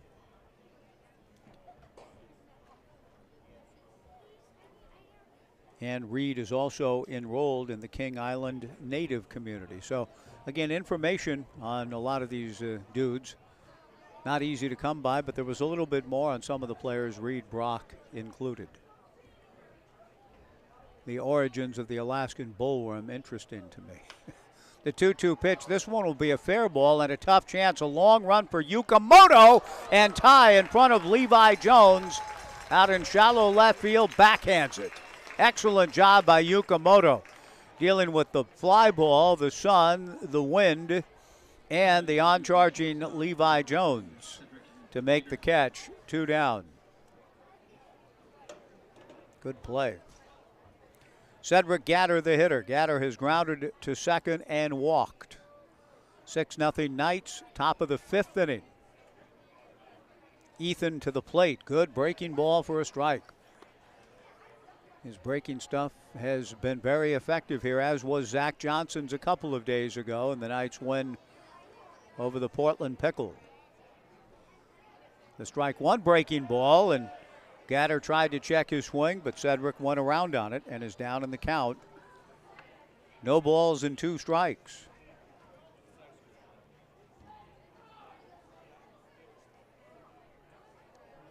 The strike 2 pitch on the way, swung on and missed. The slider gets him, and 3 good breaking balls. Mixing the curve and slider, getting Gatter to swing at the slider for strike 3. And a nice inning for right-hander Ethan Collins. The dudes go in order. We go to the bottom of the fifth. The Knights 6 and Redmond nothing on the Knights live stream and 1240 Joe Radio.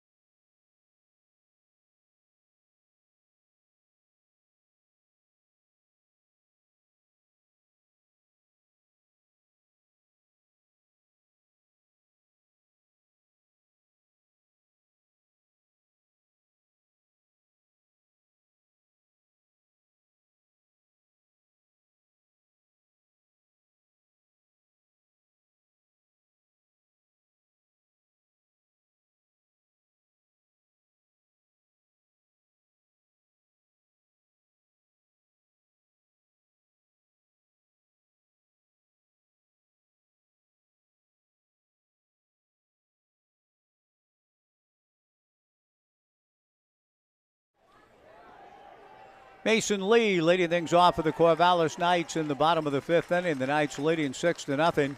Dunks a ball in front of center fielder Hagan Bowen for his second hit. And that'll bring to the plate Merritt Jones, who has struck out and singled to right field. The Knights leading 6-0 in this non-league affair. Back at it tomorrow against the Kelowna Falcons in West Coast League play. White to the plate, a ground ball back up the middle into center field, base hit. Merritt Jones getting the opportunity to hit as one of the team's primary pitchers, and is 2 for 3 in this rare opportunity to swing the bat. Stopping at second, Mason Lee. Phoenix Call, the batter, with runners at first and second and nobody out. In the bottom of the 5th inning, the Knights comfortably in front 6-0 on a pleasant evening here in the Mid-Valley.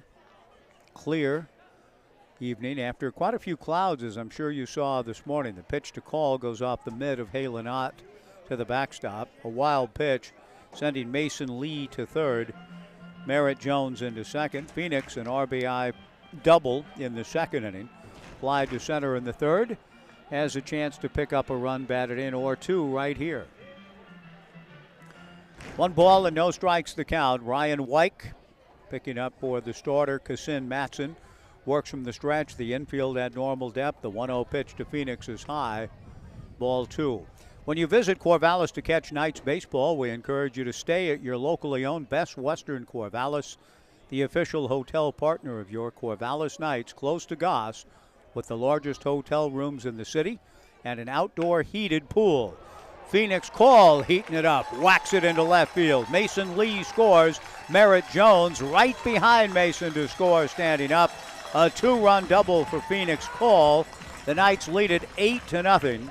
3 RBIs on a pair of 2 baggers tonight for Phoenix Call.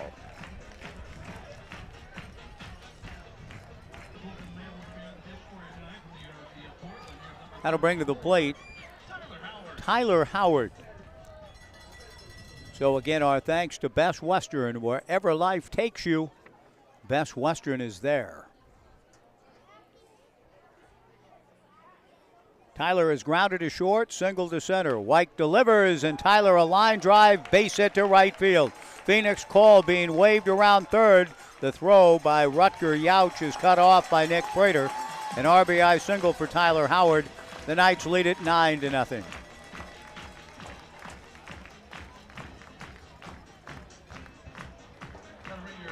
Ty Yukamoto to the plate.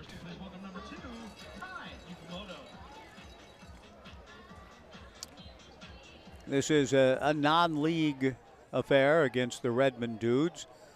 But know that Redmond recently went to Port Angeles and won a ball game up there against the Lefties. They've got some talented players on their squad.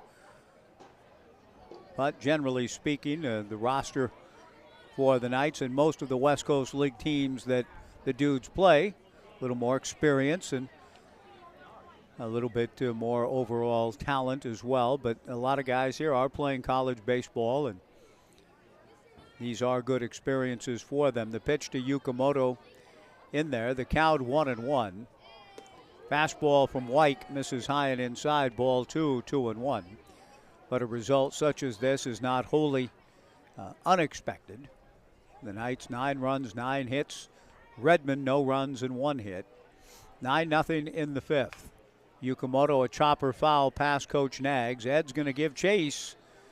And pretty good hustle on the part of the veteran coach, Ed Nags. Ed out of Hart High School in Newhall. Named for, I believe, the famous Western actor, William S. Hart. I think that's whom the Hart High School in Newhall is named for. Matt Moore country, the former Beaver quarterback great, went to Hart High.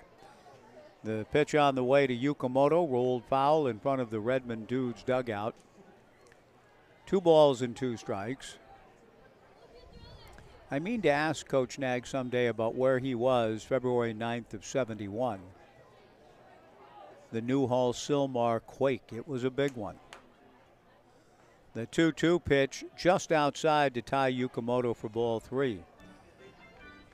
That was the epicenter. I think it's known as the Sylmar quake, but Newhall-Sylmar right there. Tremendous damage. 65 people perishing in that quake in 71. Yukamoto hooks one foul down toward Casey corner in the right field corner. 3-2 the count to tie. 9-0 Knights in the bottom of the 5th. February 9 of 71, about 6 in the morning in Hacienda Heights, California. I was laying in my bed and it started to shake away, rattling and shaking. My terrified mother came running down the hall, wanted us all together in case the house collapsed.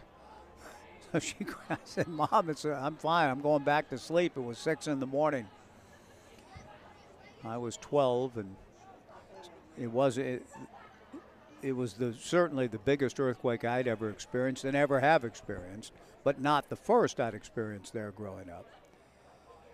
But we awoke to the terrible damage that that quake caused, as the news on the radio and so on informed us. The 3-2 pitch to Yukamoto misses high and away, ball 4. But Eddie Naggs, living in that area and was probably in high school about that time, so I'm going to have to ask him what he remembers about that day. With that ball 4 being delivered, we may have a pitching change coming. Josh Youngchild is going to make another call to his bullpen here in the bottom of the 5th. The Knights have opened up a 9-0 lead. 3 in the 2nd, 2 in the 3rd, 1 in the 4th, 3 more here in the 5th. And it looks as though the Dudes are going to go with Harry Samagic. Now, that was the one thing that we never got a consensus on how to pronounce Harry's last name, but I'm going to go with Samagic. I mean, that's what it looks like, S-Magic. So we'll just go with Harry Samagic coming in out of the bullpen. And we'll see how he fares against Ethan Hott, with the Knights leading 9-0 in the bottom of the 5th inning, back in 90 on 1240 Joe Radio.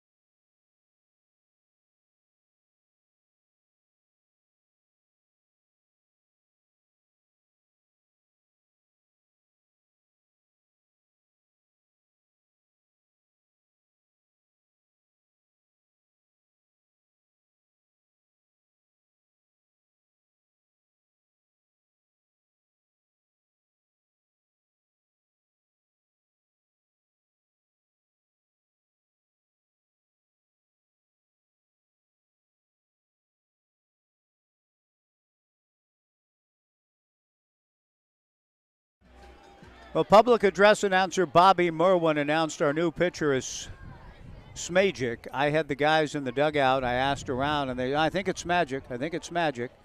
I'm going to go with the guys in the dugout, but I could tell they weren't 100% sure either. So here's Harry Smagic, and his breaking ball misses for ball 1, 1-0.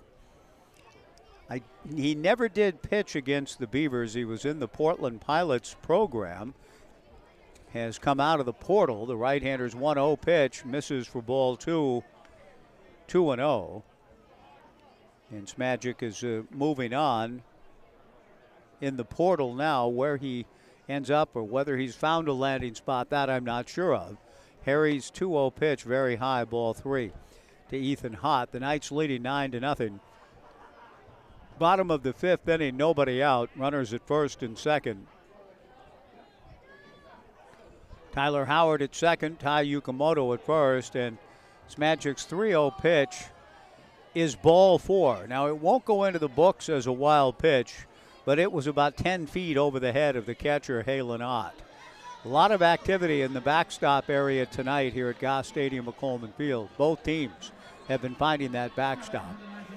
Now, one thing I did read about Harry, he had a game recently. I don't know how I came across this particular piece of information, but the Peninsula Daily News, might have been something out of Port Angeles. The batter is Blake Avila, bases loaded. Nobody out in the 5th, 9-0 Knights. The first pitch to Blake, a strike, the count 0-1. Harry had 6 wild pitches in 2 innings against the lefties. The strike 1 pitch missing inside and the count 1-1. So I certainly hope for Harry's sake, Smagic or Smagic, whichever it may be, that he's able to find the strike zone with more consistency. He comes back with a 1-1 pitch and misses outside. Ball 2, 2-1. Looks like a strong young man. He comes to the plate off speed. Good change. Swung on and missed.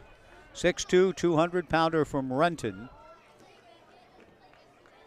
And is pulled even on Avila. 2 balls and 2 strikes with the bases loaded and nobody out in the bottom of the 5th. The 2-2 pitch is in the turf for ball 3, 3-2. The temperature dropping considerably here in the last few minutes at the ballpark. 3-2 the count. Howard at third, Yukamoto at second, Hott at first, and the 3-2 pitch is high for ball 4. The second RBI of the evening for Blake Avila. Howard comes down the line to score. The Knights lead it 10-0.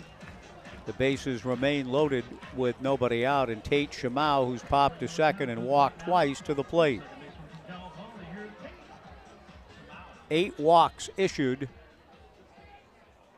by the 3 pitchers for Redmond. Matson, Wyke, and now Smagic. And now the first pitch goes off the mitt of the catcher, Halen Ott, missing high and inside. 1 ball and no strikes the count to Tate Shamau with the bases loaded. That pitch bringing Halen Ott up out of the crouch and not far enough, though, for Yukamoto to advance. The 1-0 pitch in there for a strike, and the count 1-1. Mom is being called here by one of the young ball players over here. I hope she's listening. The 1-1 pitch missing for ball 2, 2-1. 10-0 Knights in the bottom of the 5th inning. Still nobody out. Smagic to the plate, a strike, and the count 2-2 to Shamau. Levi Jones on deck. I can tell that tonight is one of those nights I'm glad I brought the extra layer. The 2-2 pitch is in there for strike 3 called. The first out of the inning. Tate Shamau fans and Levi Jones will come to the plate. Levi has walked, flied to center, and grounded to second.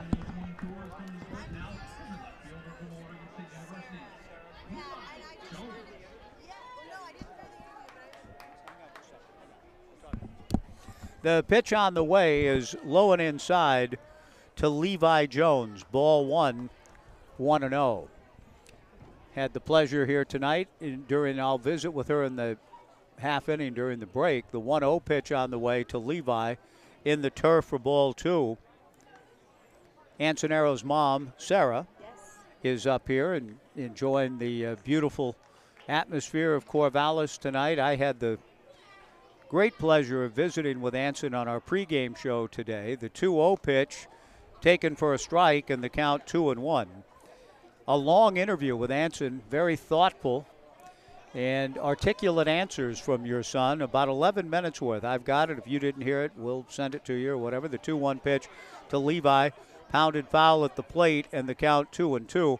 that has been the case with all of the Knights players I've had the pleasure of meeting and getting to know a little bit. Levi Jones recently as well, and all of the players that have been kind enough to take a few minutes of their time before ball games and share their thoughts and their story and their journey to Corvallis and what's going on in their collegiate baseball careers. The 2-2 pitch to Levi misses for ball 3, 3-2. 10-0 Knights, bottom of the 5th. The bases loaded and one out. Levi swings, and it's a chopper speared by Prater, goes to the plate for a force. And then a throw back to third. Ethan Hott is able to return. But a nice play by the first baseman on the chopper by Levi Jones. A fielder's choice. Levi aboard at first base. 2 down in the inning. And now Mason Lee, who started the inning with a base hit to left field, will come to the plate. The Knights have scored 4 in the inning. The bases remain loaded. And Smagic's pitch to Mason Lee is in there for a strike. 0-1 the count. If you missed the conversation with Anson before the game, he talked a lot about how he developed his switch hitting skills, his own growth in the game, his reasons for going to Oregon, how much he's enjoying playing here. The pitch on the way to Lee is lofted to center and playable. Hagen Bowen goes back, makes the catch. The inning is over, but the Knights continue to distance themselves from the Redmond Dudes on this beautiful Monday in Corvallis in this non-league affair. They score 4 more. And at the end of 5, the Knights 10 and Redmond nothing on the Knights live stream and 1240 Joe Radio.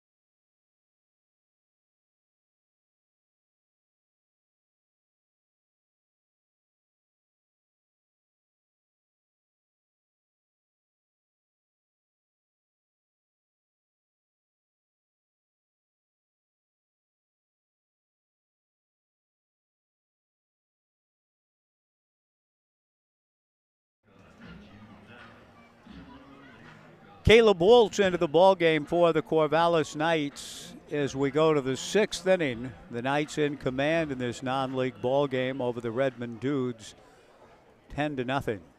Just had the pleasure of visiting a little bit more with Sarah Aros, Sarah and her husband Pete, following Anson's exploits here with the Knights. The younger sister for Anson, Lila, going to rodeo school in Coalinga, California. Big into the horsemanship world.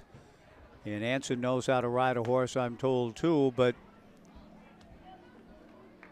yeah, Sarah's brother, Sarah Aros's brother, helped found the PBR the Bull Riders Association, Professional Bull Riders Association. So a lot of skills and a lot of talent, certainly within the Aros world. They have a working horse ranch in Northern California.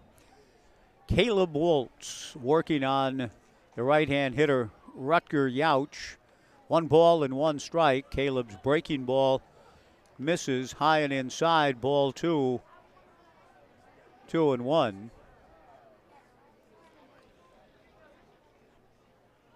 Everything engulfed in shadow here now. All of the fielders with Woltz coming to the plate and missing for ball 3, 3-1. Little bit of the 8-foot fence out in left center and right center, and the deep alleys illuminated by some late evening sun here. Spectacular setting as always. The 3-1 pitch under the hands of Rutger Yauch, swung on and missed, and the count 3-2. It is the cool of the evening here, and today's high was only 77. We were in the upper 90s 2 days ago, the upper 80s yesterday, cooling off to the point that Bill and Gail Case arrived. Steve Kimmel and Jeff Garver also like this weather. They're here. The 3-2 pitch on the way. Fastball swung on and missed, strike 3. Rutger Yauch strikes out, and Halen Ott will come to the plate. Again, I was so glad to see, in what little I could glean on some of these players, that Halen Ott has the heart for the youngsters in the Boys and Girls Club of America world and the great work that they do. Fastball away to Halen, ball 1, 1-0. Ott has bounced into a force play and struck out looking. 10 runs, 9 hits for the Knights, no runs, 1 hit for Redmond. Fastball swung on and missed. Caleb Woltz doing a nice job coming in with his fastball. He appears to have pretty good command of it. The 1-1 fastball in there, strike 2. 1-2 the count. Sam Sturr will get the start tomorrow night. Really looking forward to seeing Sam bounce back. Breaking ball inside, 2-2 the count. Sam faced just 2 batters in his last outing against Springfield last week. Came out with some shoulder tightness, will start tomorrow. That's good news. Caleb's 2-2 breaking ball a little bit high and inside, ball 3. Caleb turned his back on home plate after the delivery. I think he thought the strike 3 was going to be called and he was going to walk around behind the mound while the ball was going around the horn. Now he's got to make another pitch. He kicks and comes 3-2. Breaking ball poked into left center field for a base hit. Moving over is Levi Jones to play it on a couple of hops. Breaking ball kind of left up and out and over the plate, and Halen Ott with a good swing on it. It struck me just watching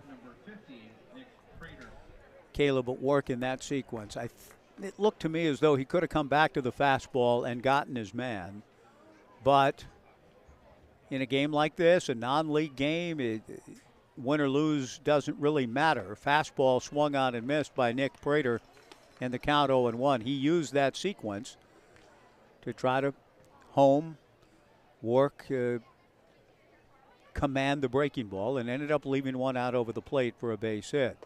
Fastball swung on and missed, and the count 0-2. So we'll see what he does now with Nick Prater. He struck out Rutger Yauch to open the inning, got ahead of Ott, tried to get him with the breaking ball, and ended up giving up a base hit. Now he's 0-2 on Prater. Breaking ball just missed.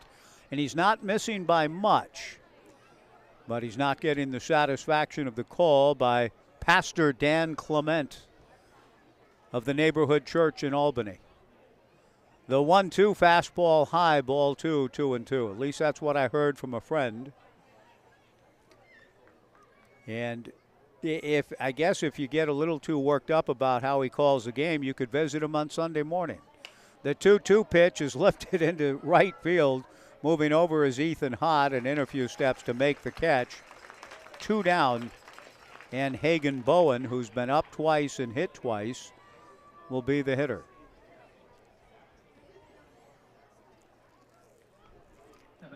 10-0 Knights in the top of the 6th inning. The Knights with 3 in the 2nd, 2 in the 3rd, 1 in the 4th, and 4 in the 5th.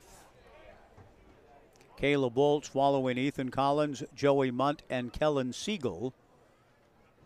Caleb from the stretch delivers. Fastball fisted right on the turf to the first baseman, Blake Avila. He steps on the bag to retire the side. No runs, a hit, 1 left. We go to the bottom of the 6th inning on this pleasant Monday night of the Mid-Valley. The Knights 10 and the Redmond Dudes nothing on the Knights live stream and 1240 Joe Radio.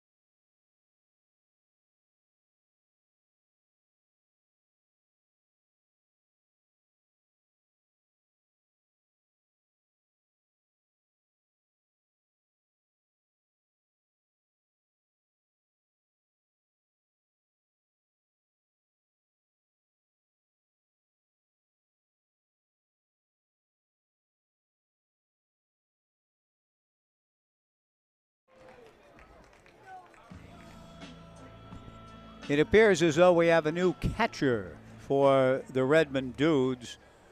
Halen Ott no longer back there. Chris Woodside settles into the crouch. And the first pitch from Smagic misses high. Ball 1. 1-0 to Merritt Jones. The 1-0 pitch from Smagic misses in the turf. Ball 2, 2-0. Merritt has struck out, singled twice. Has driven in a run and scored a run. 10-0 Knights, bottom of the 6th inning. The 2-0 pitch way outside to Merritt. Ball 3, 3-0. A right-hander is playing catch back of Smagic.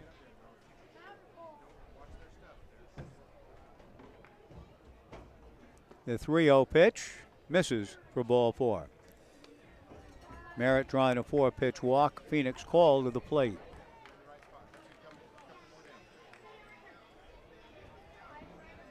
Indeed, a right-hander is in the bullpen and trying to read the Dudes roster. It looks like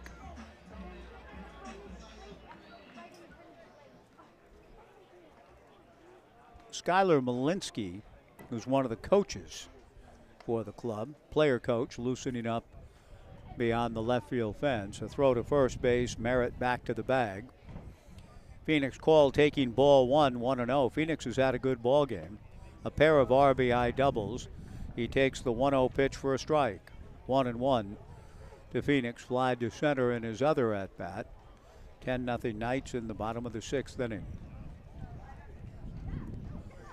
Smagic's 1-1 pitch hit Phoenix call, and Phoenix goes falling down in a heap. Pushes up off the turf. Looked like he was hit maybe in the left shoulder, elbow area. He trots down to first. He's going to be okay, I think, but he's in some pain. And that may be all for Smagic. We'll see. Yeah, and that is going to be it for a guy who just, it's so difficult, not having seen the game in Port Angeles, but having read about 6 wild pitches in a couple of innings. That's tough. Harris kind of talking to himself as he comes off and even turns to say something to Phoenix Call. Call's going to be taken back towards the Knights dugout, and we may have a pinch runner for Phoenix. One of the trainers kind of ushering Phoenix back towards Brook Knight and towards the third baseline. Clearly, Phoenix was in a lot of pain after getting hit by the pitch and falling in a heap in the right side of the batter's box. And so a pitching change is made. One of the coaches on the team, Skylar Malinsky, will begin to loosen up, and we'll see if Brooks going to go with a runner. I think he might. We'll see. We'll take a 90-second pitching change break, bottom of the sixth. The Knights leading 10-0. 2 on, nobody out, bottom of the sixth. Tyler Howard, the batter, when we return after 90 on 1240 Joe Radio.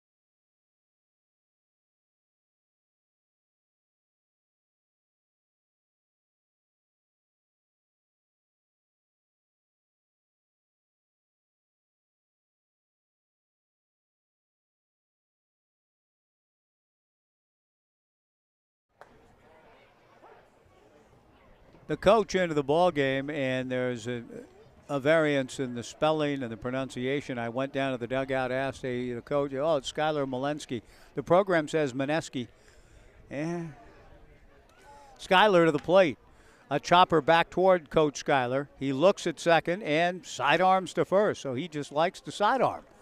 Sidearm deliveries from the mound, a sidearm throw to his first baseman, Nick Prater, to get Tyler Howard and move Merritt Jones to third. Phoenix Call, more important, still in the game, running, is now at second base.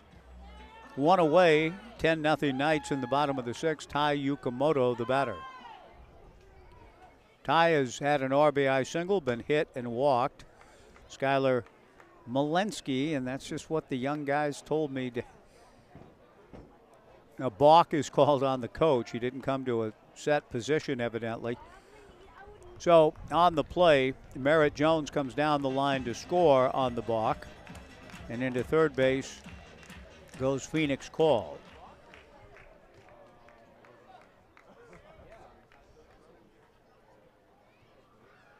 The pitch on the way to Tai Yukamoto, the first pitch on the 0-0 count. Foul back. The count 0-1 to Yukamoto. 11-0 Knights, bottom of the sixth inning. Malinsky throws a wild one to the backstop. Coming down the line to score, standing up is Phoenix Call. So a balk and a wild pitch will produce 2 runs in the inning. The Knights lead it 12-0. This sort of leisurely affair here tonight. The Knights in command early and have been throughout the game and will win this non-league ball game. It's a little bit refreshing in that sense. There have been some pretty high-pressured games yesterday in particular, a 10-inning affair. The Knights winning in a walk-off in the 10th. The pitch missing high, ball 3-1. So this kind of ball game, it probably comes as a welcome bit of relief from some of the high-pressured games here of late in the bid to make the postseason again. The 2-1 pitch missing for ball 3. The scoreboard had 3-1. First pitch was no pitch, but now the 3-1 pitch is a pitch out of the zone for ball 4. 12-0 Knights in the bottom of the sixth inning. Ethan Hott, the batter. Ethan is grounded to third, walked and scored, grounded to first, and walked again.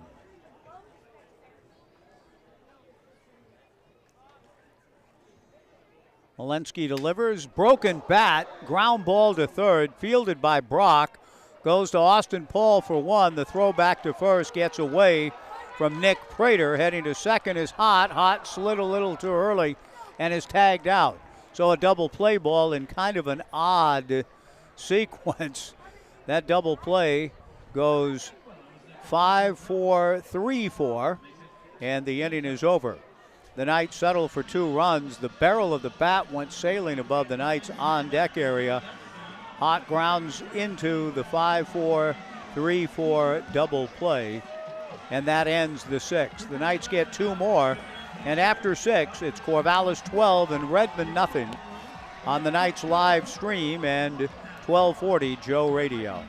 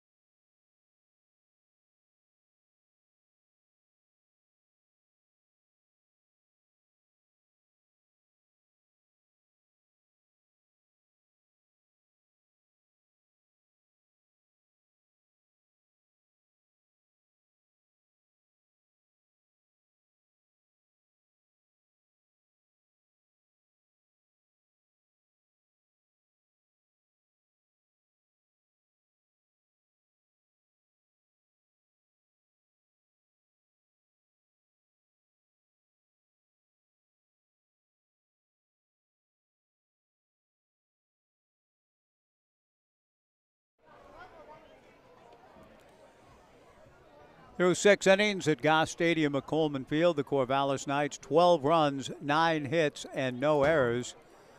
The Redmond Dudes, no runs, 2 hits, and no errors. To the top of the 7th we go. Caleb Woltz working on Jake Smith and missing with the first pitch. The 1-0 pitch is in there for a strike, and the count 1-1. Beautiful night here at the ballpark. Great to see Dick and Kim McLean coming over to say hello. Nice to see you guys. The 1-2 pitch swung on and fouled back by Jake Smith. The count remains 1-2. Jake has been up twice and struck out twice. Caleb Woltz with a 12-0 lead to work with here in the 7th. Caleb settles in at the belt with nobody on. The 1-2 breaking ball popped up on the right side. Second baseman Tate Shamau is right there to make the catch. 1 away, and Mason Gronwald, the designated hitter, will be the batter. The First Alternative Co-op is a proud sponsor of Knights baseball. The First Alternative Co-op is your community-owned grocery store providing fresh, local, and organic groceries since 1970. A line drive to left field. Levi Jones is right there. Levi makes the catch. Quickly 2 down in the top of the 7th.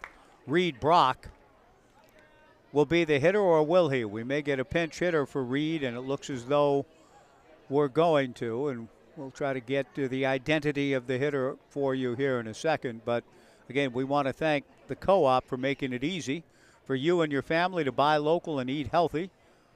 Stop by their deli. Enjoy fresh brewed coffee, house-made pastries, their delicious salad bar, and much more. Everyone is welcome at the First Alternative Co-op. So the Dudes are going with Ryland Heckman as a pinch hitter. And Ryland, with a count of no balls and 1 strike, takes outside, and that we have no other information on that other than he's wearing number 22, and his name's Ryland Heckman. The 1-1 pitch is outside, ball 2, 2-1. As I mentioned, it's not like Ernest Borgnine in the Wild Bunch saying to William Holden. Now, that kind of information's hard to come by, but it is apropos to some information from the Pacific International League. That kind of information is hard to come by. I've always wanted to invoke Ernest Borgnine on a broadcast. Now the pitch in there for a strike and the count 2-2. The Wild Bunch, another good thing to see. Different than Liberty Valance, but worth seeing. The 2-2 pitch away, ball 3. Much different, much different. John Ford, understated, brilliant. Wild Bunch, just grisly. Awful, but good. Awfully good. 3-2 the count, 2 down to Reed Brock. Sam Peckinpah's magnum opus. The 3-2 pitch swung on and missed. Strike 3. I'll see if I can find out a little bit more about Rylan Heckman, who pinch hits here and strikes out against Caleb Wolves. We go to the bottom of the 7th. The Knights 12 and Redmond nothing on the Knights live stream and 1240 Joe Radio.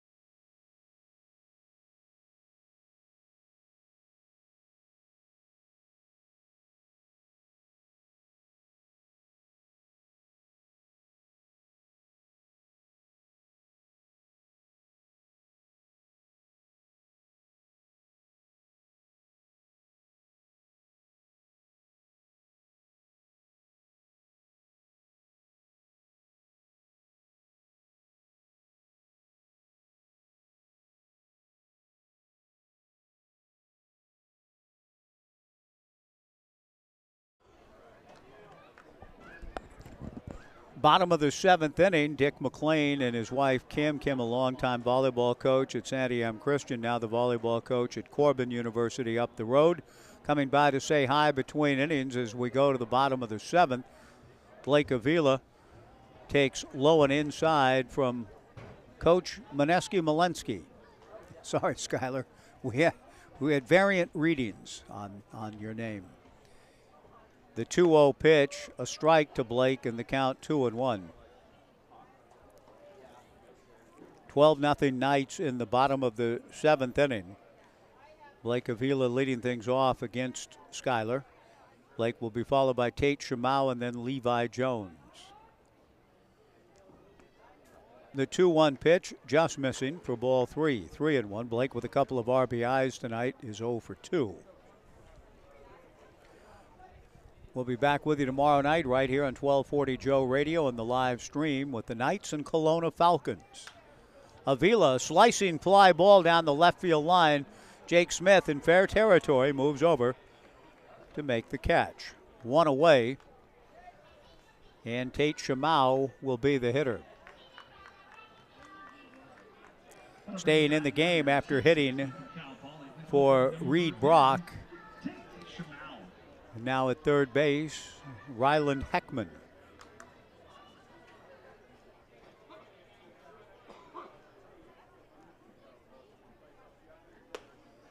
The pitch to Tate Shamau misses high, ball 1.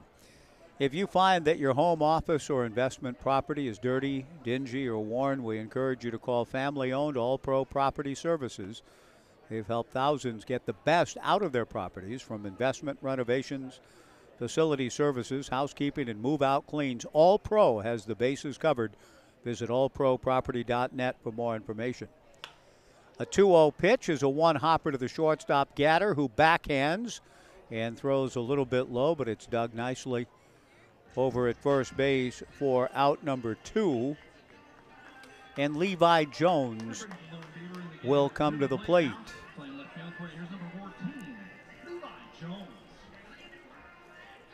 the new first baseman who just made that nice pick, Jack Varney, now at first. 2 outs, nobody on. Levi Jones, the batter.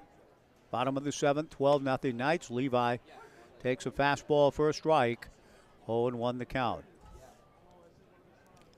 Levi walked and scored in the second, has since flied to center, grounded to second, and had a fielder's choice, 3-2. He pops one up into shallow left field. Jake Smith is right there, backs up a little bit with the wind pushing it, stays with it, makes the catch. The inning is over. The Knights go in order for the second time tonight. They were set down 1-2-3 by Kassin Matson to open the ball game. A few things have happened in between. The Knights, in fact, with 12 runs through 7. Before a crowd on this Corvallis Clinic Foundation Monday night to benefit Project Her. 1,462 in the house. We're through 7. The Knights 12 and the Redmond Dudes nothing. A new pitcher coming in for the Knights. We'll take a 2-minute pitching change break to make sure we're caught up on everything. So we'll be back in 2 after 7. The Knights 12 and the Dudes nothing on the Knights live stream and 1240 Joe Radio.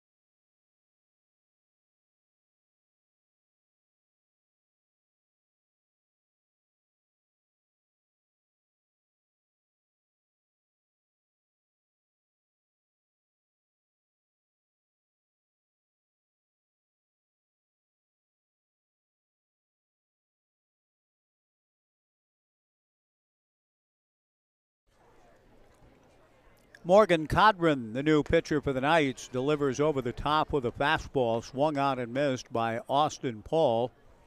As we go to the 8th, the Knights leading the Dudes 12-0. Codron works from the stretch, comes back over the top, slider pulled foul in front of the Dudes dugout. And the count moves quickly, no balls and 2 strikes to Austin Paul, who is 0 for 2 with a sacrifice. Paul, Gatter, and Youch, the scheduled hitters. Codron strike 2 fastball, sails high and away. 1 ball and 2 strikes. 12-0 Knights, all Knights. They will take another non-league win into their action tomorrow against Kelowna back in West Coast League play. Strike 2 pitch grounded sharply through the box and into center field for a base hit. Austin Powell with a solid single to center to lead things off in the 8th. And coming to the plate will be Cedric Gatter will be the batter. Where are you? Oh, who is that? I know, but it's Zoe. I'll come over and try during the inning break. The first pitch to Cedric Gatter swung on and missed. 0-1 the count. Coach Dorman is here tonight with Zoe and Missy. Good to see Rich. He got here a little late. He missed Joey. But, you know, he texted me a while ago, how did Joey, referring to Joey Munt, look? And I said, well, good news and bad news. The good news is he put up a 0, but he looked a little rusty, and I think that's how I'm going to leave it. He'll get himself back in a much better rhythm and groove soon. The 1-1 pitch, breaking ball from the right-hander Morgan Codron in there for strike 2. 1-2 the count to Cedric Gatter, who has grounded out, walked, and struck out. The Knights leading 12-0 in the top of the 8th inning. Breaking ball away. 2 balls and 2 strikes the count. Pape Material Handling keeps you moving one step closer to home. Again this season, Pape Material Handling and the Knights have teamed up in support of Community Outreach, Inc. Fastball, a check swing on the foul ball to the backstop. It remains 2-2. COI, C-O-I, Community Outreach, Inc., a very important work they do, a local nonprofit helping people lead healthy and productive lives and get them going on that path. To learn more about the One Step Closer to Home initiative, visit corvallisnights.com/COI, and our thanks to Pape Material Handling and their support of that important effort. Breaking ball misses and the count goes full. 3-2 to Cedric Gatter. A leadoff single for Austin Paul. 12-0 Knights. The 3-2 pitch is outside for ball 4. Codron yielding a base hit and a walk to open the 8th. And Rutger Youch no longer in the game. It's Christian Schaefer hitting here in the top of the 8th inning. Codron delivers a fastball for a strike. 0-1 the count.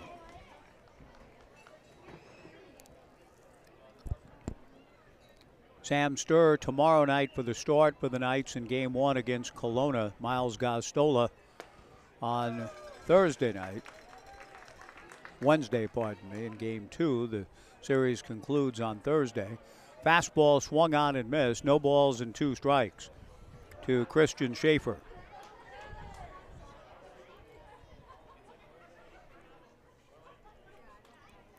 The strike 2 pitch, a 1 hopper. Blocked nicely by Tyler Howard. The count goes to 1-2.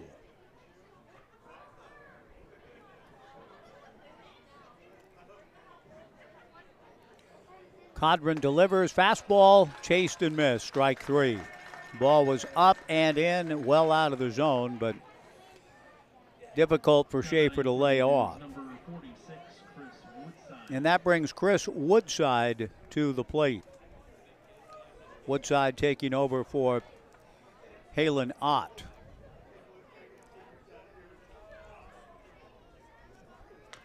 Woodside swings at the first pitch, a high pop-up. The infield fly will be invoked if fair. It stays foul, and Mason Lee in foul grounds makes the grab on the swing from Woodside for the second out of the inning.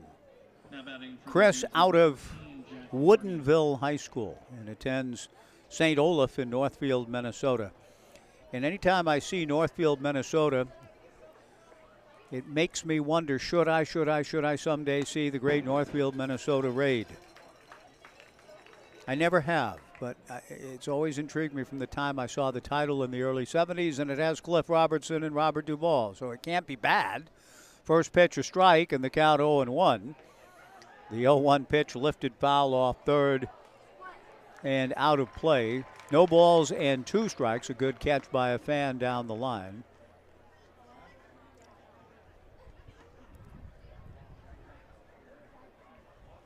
Chris Woodside flying out on the foul ball. And now Jack Varney at the plate getting his first at-bat. 12-0 Knights, 2 on, 2 out, top of the 8th inning. The strike 2 pitch, breaking ball misses, and the count 1-2. in the top of the 8th inning. Just the title sounds good, the Great Northfield, Minnesota Raid. But is it good? The 1-2 pitch, fastball in there. That's good. Strike 3 called to retire the side. No runs, a hit, 2 left, a scoreless inning, and the beat goes on for the Knights pitchers tonight. Morgan Condren follows Caleb Bolts, Ethan Collins, and Joey Munt, along with Kalen Siegel, putting up the goose eggs at the end of 7.5. The Knights 12 and the Redmond Dudes nothing on the Knights live stream and 1240 Show Radio.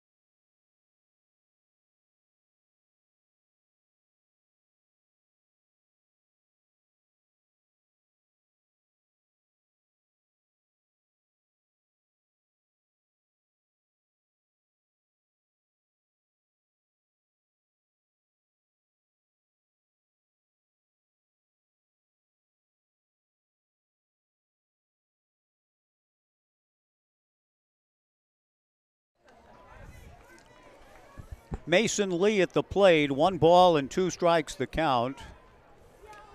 I was visiting with the Oregon State pitching coach Rich Dorman between innings. The coach to the plate, and Coach Sineski misses. 2-2 the count to Mason. Mason swings and fouls it back. The count remains 2-2. Rich was asking, in a sense, for a pitch-by-pitch report. Great to see Coach Dorman here tonight. And I just said, well,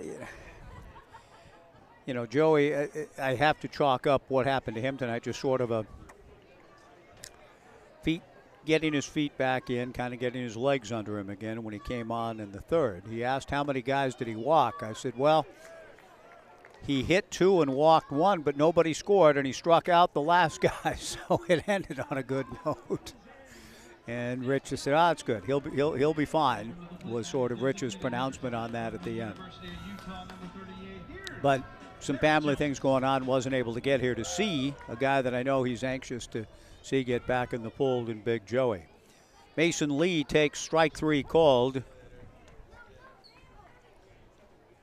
for the first out here in the bottom of the 8th inning. Now Merritt Jones takes a strike. The 0-1 fastball in there for a strike.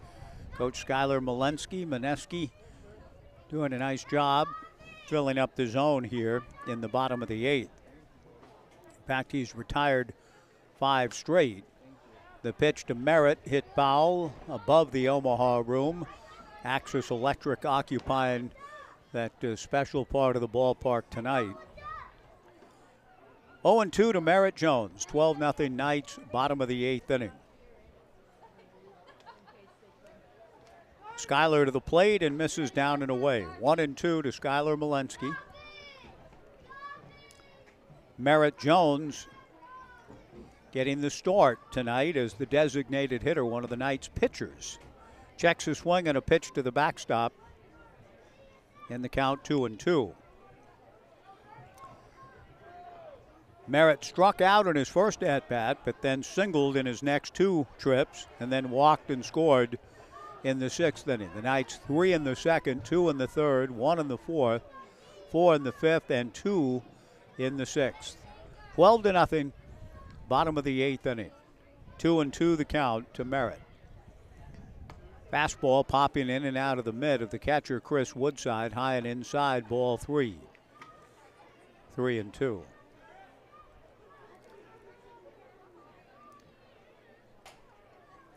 Walensky delivers and nearly hit Merritt Jones. It's inside for ball 4. So Merritt has been on base 4 of his 5 plate appearances. Phoenix called the batter, and there could be yet another pitcher in the pen that Coach Youngchild may want to call in. We'll see. He's having a meeting at the mound, and he is going to make a pitching change, and it's not somebody coming out of the bullpen, but it appears as though the new pitcher is coming in out of the dugout. We'll try to apprise you of just whom this may be as action continues after a 90-second pitching change break. It's the Knights 12 and the Dudes nothing in the bottom of the 8th. Back in 90 on 1240 Joe Radio.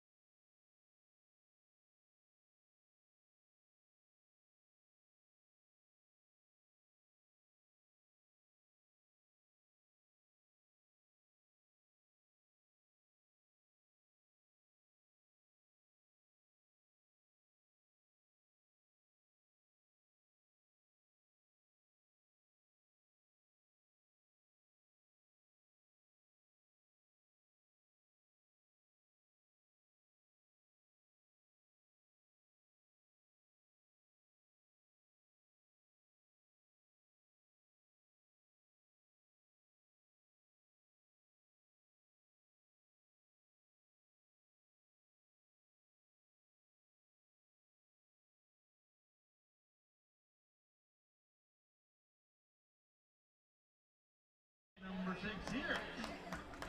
Phoenix goal. Hagen Bowen, the nice young man who gave me as much help as he could before the ball game, trying to identify players, coaches, get names properly pronounced. Hagen comes in to pitch here in the bottom of the 8th inning, delivers a strike to Phoenix Call. 0-1 the count. Phoenix has had a good ball game. Doubled home a run in the first, flied out, then doubled home 2 in the 5th, hit by a pitch and scored a run in the 6th. We're in the 8th, 12-0 Knights. Breaking ball to Phoenix, a strike, and the count 0-2. Hagen Bowen into the ball game on this Monday night. The 0-2 pitch, breaking ball low, and the count 1-2. It appears in the roster as though Hagen is from Tootle, Utah. But he said it's weird. It's pronounced to I think he said Tulua. He said it, but he said don't trust what it says in the roster. Trying to be as much help as he could. 2 balls and 2 strikes.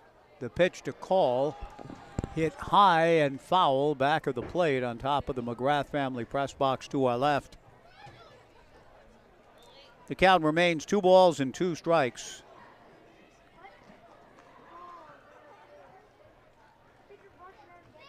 Tulawa, Utah, maybe? Tulia. It was just a couple of hours ago in my life, and I can't quite remember what he said. Breaking ball, Call, hooks it foul down the left field line. The count remains 2 balls and 2 strikes, but it looks like Tootle. He's right about that, Tootle. But he assured me it's not pronounced that way. But Hagen Bowen following Kassin Matson, Ryan Wyke, Harry Smagic, Skylar Malensky, and now Hagen Bowen. With the Knights leading 12-0, bottom of the 8th inning, Merritt Jones at first, 1 out. The 2-2 breaking ball taken, strike 3 called.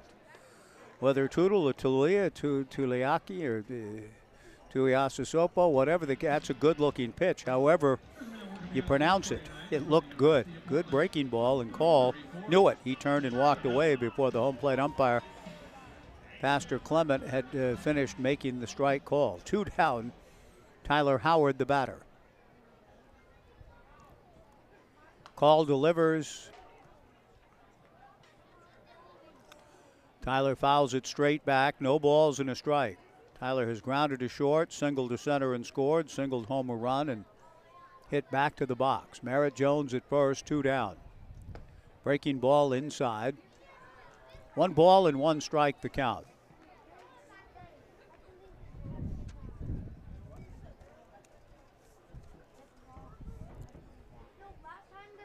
Bowen out of the stretch, delivers a line drive back up the middle into center field for a base hit. Merritt Jones digging around second, on his way to third.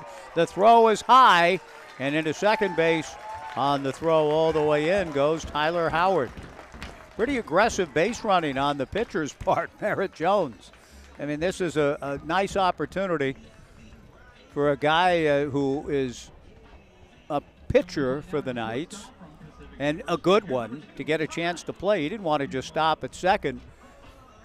He cut it loose going from first and third on the base hit. So good athleticism shown by Merritt Jones. Merritt has worked 20-plus innings for the Knights this summer, an ERA of just over 2. So good pitcher, has done a nice job at the plate. He's at third. Tyler Howard with his third hit of the night at second. The batter is Tai Yukimoto. The first pitch from Hagen Bowen missing for ball 1. Hagen comes back and misses again. 2-0 to Yukimoto. Bowen works from the windup, delivers. Yukimoto a high pop-up on the right side. The right fielder comes in. The ball carries on him, and he's able to backhand it and stay with it for the out. The Knights do leave 2. But Tristan Schaefer, who nearly overran that pop fly in right field, does right himself at the final moment to make the catch and retire the side. We go to the 9th. The Knights 3 outs away from putting this non-league affair away. The Knights 12 and the Redmond Dudes nothing on the Knights live stream and 1240 Joe Radio.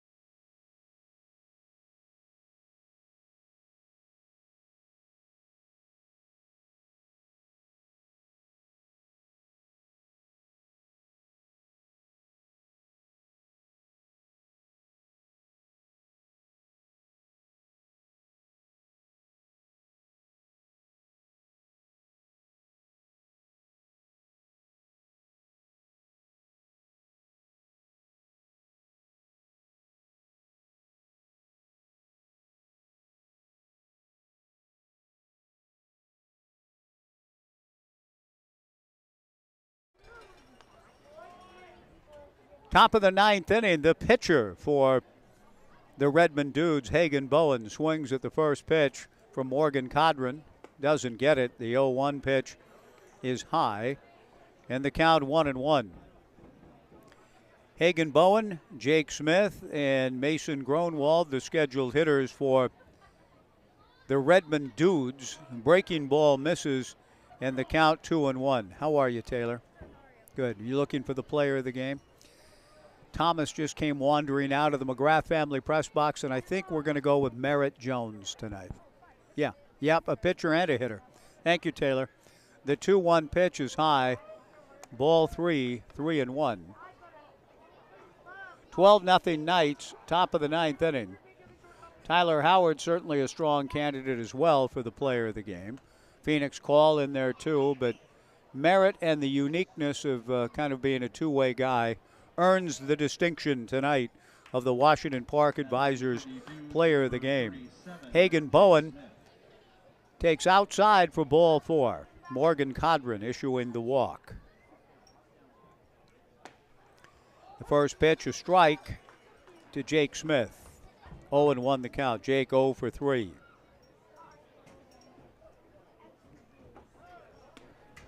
The runner goes. The strike one pitch is not in time.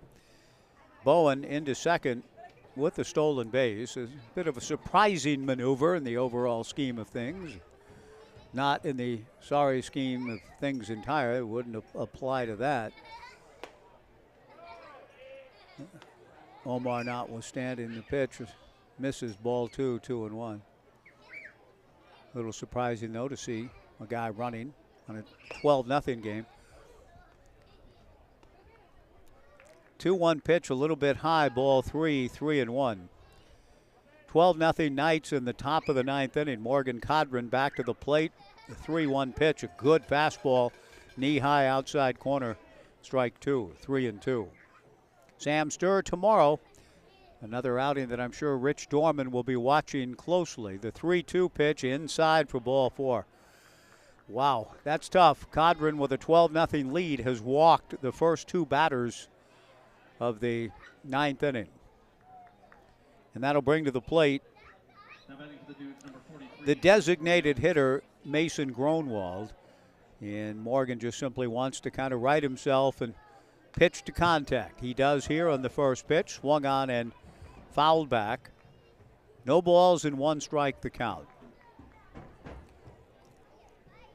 12 runs, 10 hits for the Knights, and the back-to-back walks to open the inning, leading to some activity in the Knights bullpen.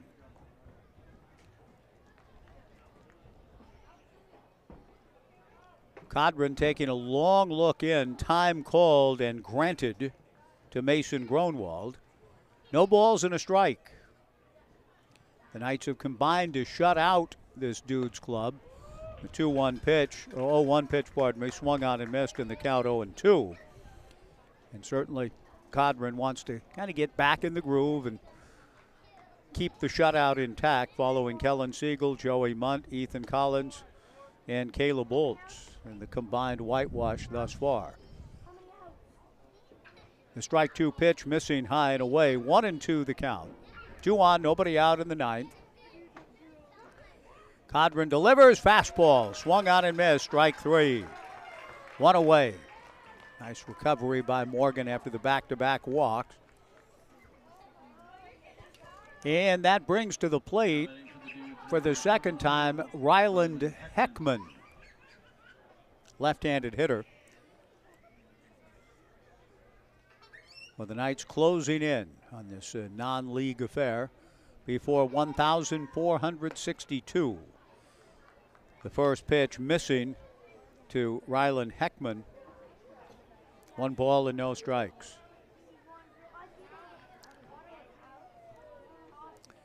Trying to close in on where Ryland is from. He takes the 1-0 pitch for a strike and the count 1-1. I've got him in Scotty Schultz country, Gig Harbor High School. Cannot yet, just in going through the nothing mentioned on the roster, where he may be going collegiately. The pitch on the way, missing high. 1 ball and 1 strike the count. getting his second at-bat of the ball game. The 2-1 pitch with Hagan going to third. The throw to third, not in time. Hagan getting 2 steals in the inning. Runners at the corners and 1 out, and there's 12-0 affair, and it just almost has the look of determination on the part of Hagan Bowen's part. We're gonna get a run on the board, spoil the shutout. The 2-2 fastball swung on and missed. Strike 3, 2 down, and Morgan Codron says not so fast, perhaps, my friend. With apologies to the great Lee Corso.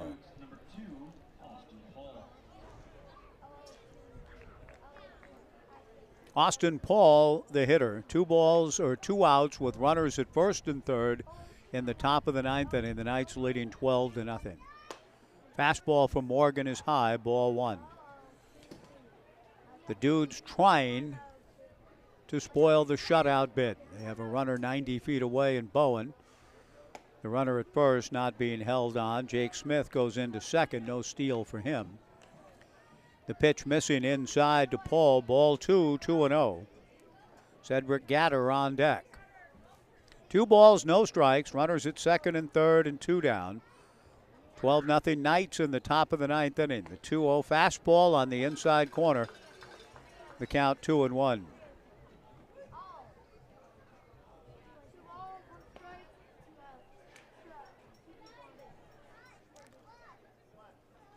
Codron delivers down and in. Ball 3, 3-1. Morgan is a pitch away from loading the bases, and he might be a pitch away from coming out of the game, which would be a little bit of a shame with a 12-run lead in the 9th. But we'll see how Brook handles it. We're going to find out now because the 3-1 pitch is high for ball 4 to load the bases. 3 walks in the inning. It won't be Brook going out. It'll be Bo Kearns, which means he's going to give Codron the chance to finish it. But this is the type of situation where, with a 12-run lead, the game is under no stress. The game is in hand. The Knights are going to win. And maybe, just because pitchers are so often thrust into situations out of the bullpen where they're really involved in trying to keep a game close, keep a slim lead, et cetera, et cetera. In this case, taking the slab with a 12-run lead, maybe for Morgan as much as anything else, it's just a matter of trying to maintain concentration to the end, stay after the task, and get the job done. He's walked 3 in the inning to load him up. Bases loaded, 2 down. He's also struck out 2. And his first pitch to Cedric Gatter is swung on and missed by the right-handed hitter. Gatter has grounded to second, walked, struck out, and walked again. The strike 1 pitch missing. 1 ball and 1 strike.